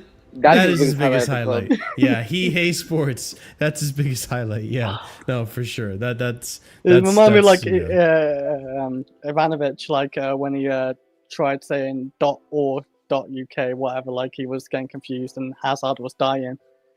that video was legendary. It's like that. It reminded me of that. Yeah. No, I get you. All right. So the final story before we wrap it up, ladies and gents, and we go ahead and rate out and see you next time and all that fun stuff. Last one, Sterling to leave. Guys, there's actually been some links to Sterling. It's actually crazy. Don't get your hopes on, man. He's something. Sterling might actually leave. This is crazy. Conte apology form being written up as we speak of this city. Let's read up on it. So, a Champions League club. Oh, this is getting elusive now. A Champions League club in Europe is keen to sign Raheem Sterling. An offer of £20 million will be accepted by Chelsea. Bayern Leverkusen is that Champions League club. Bayern Leverkusen are monitoring Raheem Sterling's situation at Chelsea. Raheem Sterling is drawing interest from Bayer Leverkusen and Juventus. Sterling is 2 weeks back into preseason training and working on the basis Chelsea will present him with options. Chelsea willing to sanction an exit for £20 million. Rumors linking Bayern Leverkusen with Raheem Sterling are wide off the mark. The German club are not interested, according to Platigol. Yeah. Oh, we still continue, though. We still have other links. Fabrizio Romano is saving us, man. Raheem Sterling will leave Chelsea this summer, and he's been offered to Napoli in the last 48 hours. Napoli assessing several options as left winger. Not only Sterling as Ndoye and Kubo remain on the list, and more. Continuing on, Besiktas are positioning itself for a strategic late window bid for Chelsea and England winger Raheem Sterling, according to Futspor via Turkish Football. And then last but not least, Napoli is considering a new profile for the attack. Raheem Sterling on his way out for Chelsea. The English winger is an important alternative to Ndoye, according to Corriere dello Sport. Raheem Sterling could be leaving to Italy. Listen, my friend, time to eat spaghetti and meatballs and chicken parmesan sandwiches. Let's get a pizza, man. Listen, man, Naples is not a bad place to live, man. No, it's not. That's the thing too that is tricky, because I know he really wants to stay in England and London, especially London, because his kids and stuff, and his oldest son is signed up to the academy. No, but his son is in the academy for Arsenal. Is he? Yeah. I mean, they can still do it. Like, look at Thiago Silva. Isn't Thiago Silva's son's in Chelsea's academy or something? Like, one of them. Yeah. I think Thiago Silva I feel like was meant it's to not stay impossible. 1 season. Yeah, but it's not like impossible, is it? Like, I don't think. No. I mean, Italy is a lot more doable than Brazil, for example. Well, of course, right? it's not further away. Like, Italy's just you can fly in this private jet, like back and forward. Private jet. I mean, maybe he has a probably jet, motherfucker earned like 300k for most of this. Like, to be fair, yes, you're not wrong, Chris. Actually, he might actually, and all the sponsorships and all that. Like, like he's a big name. Like, he probably. You know what's funny too? I said this too. I think it's in the group chat. I was like, the longer it takes to sell Sterling, the more and more unlikely it becomes that we ever again sign somebody on high wages, ever. This is true. We don't trust them no more. Yep, like if they perform within the club and we put them on high wages, I think that's likely to happen. That's probably eventually going to happen. I mean, people like Palmer went up to 250 at Chelsea. That's what I'm saying. Like, people are going to get like Reece James wages eventually. I'm not worried about that. But like signing somebody on high wages though, yeah, man. Like Sterling has taught them a very, very tough lesson. I mean, we did it like obviously as well. Lukaku's on high wages too. I know it's a bit before the ownership. Koulibaly, I think he's on 300k plus a week as well when he first came in. I mean, we got rid of him luckily quite quick afterwards, but we're not trusting no more. Like, if you want 300k at the club, you're not coming to the club. This is why we didn't get Osimhen. Like the value of the player, like 60, 70 million, there's no issue. It's just the wages. We don't want to put you on a high wages straight away. We want to see what you do for the club. What is still, I think, the right attitude to have.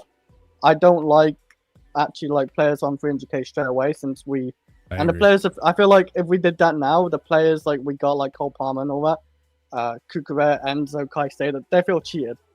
They feel cheated for it, and you don't want to do that. Yeah, I agree. Yep. It does feel like, you know, these other players work for the wages they're at, and so some of these players, they're doing well now. Some of these players their like opinions. Yeah, won a big trophy. Yeah, no, I agree. But I really hope this move actually solidifies and it gets Sterling out off the books, because it has to get done. It has to get Sterling first, and then Chilwell needs to be next, because I'm not forgetting about Chilwell either. Like, this guy has to go. He's on the second highest wages. So that guy's on like the medical bench, man, having CPR. Like, he's just left dead. I don't think anyone's in for him. yeah, and that's the concerning part. Well, the only thing we could do is terminate his contract and let him go. But that means we have to still pay. Yeah, I know, but yeah, they're gonna loan him, bro. The loan's just they're just alternative, I guess. Yeah, it is what it is, you know. I don't think we sell Chilwell out there, but like we definitely could sell Sterling. That's why for me, I said it would only be a 10 out of 10 window if we get rid of Sterling and Chilwell. Because for me, that is the boulder that we are going to keep pushing up the hill. That is very true, and that's a very heavy boulder to be pushing up the hill. Like it's just weighing us down, and like I'm curious to see what this club are willing to do with the wages once those two wages are freed up. Like, what is the approach then? You know what I'm saying? Like, we don't really know, because everything has been, oh well, Chelsea have these wages in the books, so they're not gonna make the same mistake twice. All this and that. Like, I don't know. Like, I'm not optimistic that anything's gonna change in regards to if Sterling were to go and it frees up those wages, if they're going to reuse it for other players. I'm not optimistic about that. I know that's not what I'm saying. I'm just curious to see if maybe they can do that, right? But yeah, it's hopefully Napoli does us a favor and buy Sterling, or maybe Juventus, an Italian club. Maybe the Leverkusen interest becomes more legitimate. Who knows? But hey, if it means he gets out of the club, and I'm happy to hear that there's links now, I'm all for it, man, because he definitely needs to go. Any final thoughts before we wrap it up, ladies and gents of the panel? It is now. It is 1 year to the day where Maresca had his first game, a 2-2 draw against Wrexham, and everybody said Maresca out. He's a bold fraud, and he's gonna do worse than Poch. So, because too young, because not experience. And unfortunately for them, they have been all wrong. All the ones, you know, that they have the truth and they have the answer for everything. So in English, I would say F off to all of them. Don't forget, chat. Maresca out, man. There we go. There we go. There we go. There we go. Shut up, my right. man. All right, cool. There we go, ladies and gents. That is the show. That is the Casually Chelsea show. I hope you guys enjoyed it. I hope you guys it helped you get past your day or whatever you're doing at work, and makes the day go by a little bit faster. And hope you guys enjoyed some of the news. Hopefully next time we do this, there's a Here We Go. I was kind of expecting that to happen today, but hey, we're being blue balled for one more day. But Jarell Hato and Xavi Simons, hopefully that's a Here We Go very soon. And if you guys haven't already done so, check out the links in the description. RSM's channel is there. We have Ahmed's channel there as well. Those two guys will probably be reporting it before I report it on their channels. So go ahead and check that out and show them some support. Also, be sure to check out my link tree down there. You'll find my band's music and all that fun stuff, which I've been doing a lot of in recent times, which, you know, that's why I've been absent for a few shows when I shouldn't have been. But hey, that's the busy life I have. Smash up the like button if you haven't done so already, ladies and gents. We're close to 100 likes. We're only 11 away. So if you can get us a little bit closer to that, I'd appreciate it. If you're watching this in the future, definitely smash it up. Subscribe to the channel. If you are new here, hit the bell notification so you're notified whenever we do go live. Also, be sure to check out memberships, guys. There's 4 different tiers starting at 99p. 99p. First tier, 99p, 99 cents, less than $1 for the first tier. You get some cool emojis. You get to be exclusively more involved with the chat, all that fun stuff. I will update those emojis soon. I promise you that. But if you are a proper casual tiered member or higher, we give you a shout out at the end of every show, and that's going to go out to Daniel, TM127, EE, Dark Agent, and A. Solomon. Big up to you guys for your support at the proper casual tier and higher, and big up to everyone else who also is supporting the channel through memberships as well. There is a raid message we're going to raid out to Sarcasm City. You got Flawless doing a solo stream, so go ahead and talk to him. Don't let him convince you that Garnacho is coming to Chelsea. So copy and paste the red message. Let him know where you're coming from. And you know what? This stream, all these, signings and transfers that might come through the window, have me excited for Chelsea and have me feeling like this. Hurry up. Chelsea plays in 1 minute. Chop, chop. Chelsea season starting very soon. 2 weeks away, ladies and gents. Right? Is it 2 weeks? Preseason? Yeah, 24th. preseason. 24th. Please get Xavi Simmons for the preseason. Yeah, bro, I'm telling you, the preseason's gonna be we're gonna see João Pedro, we're gonna see I mean, we kind of seen João Pedro, like Hato. Bro, give me the dopamine, man. Just run preseason already, man. I mean, preseason's all about fitness still, but we've been playing serious football. It's fitness about the starting 11. I want to see. We made enough new signings to where the team can pretty much be all new signings. I'm down for it, man. Run it. Just exactly. I beg Chelsea, man. Xavi Simmons for that. Ladies and gents, hopefully there's a Here We Go very soon. But thank you for joining the stream. Have a wonderful night. Stay casual, and until next time, peace.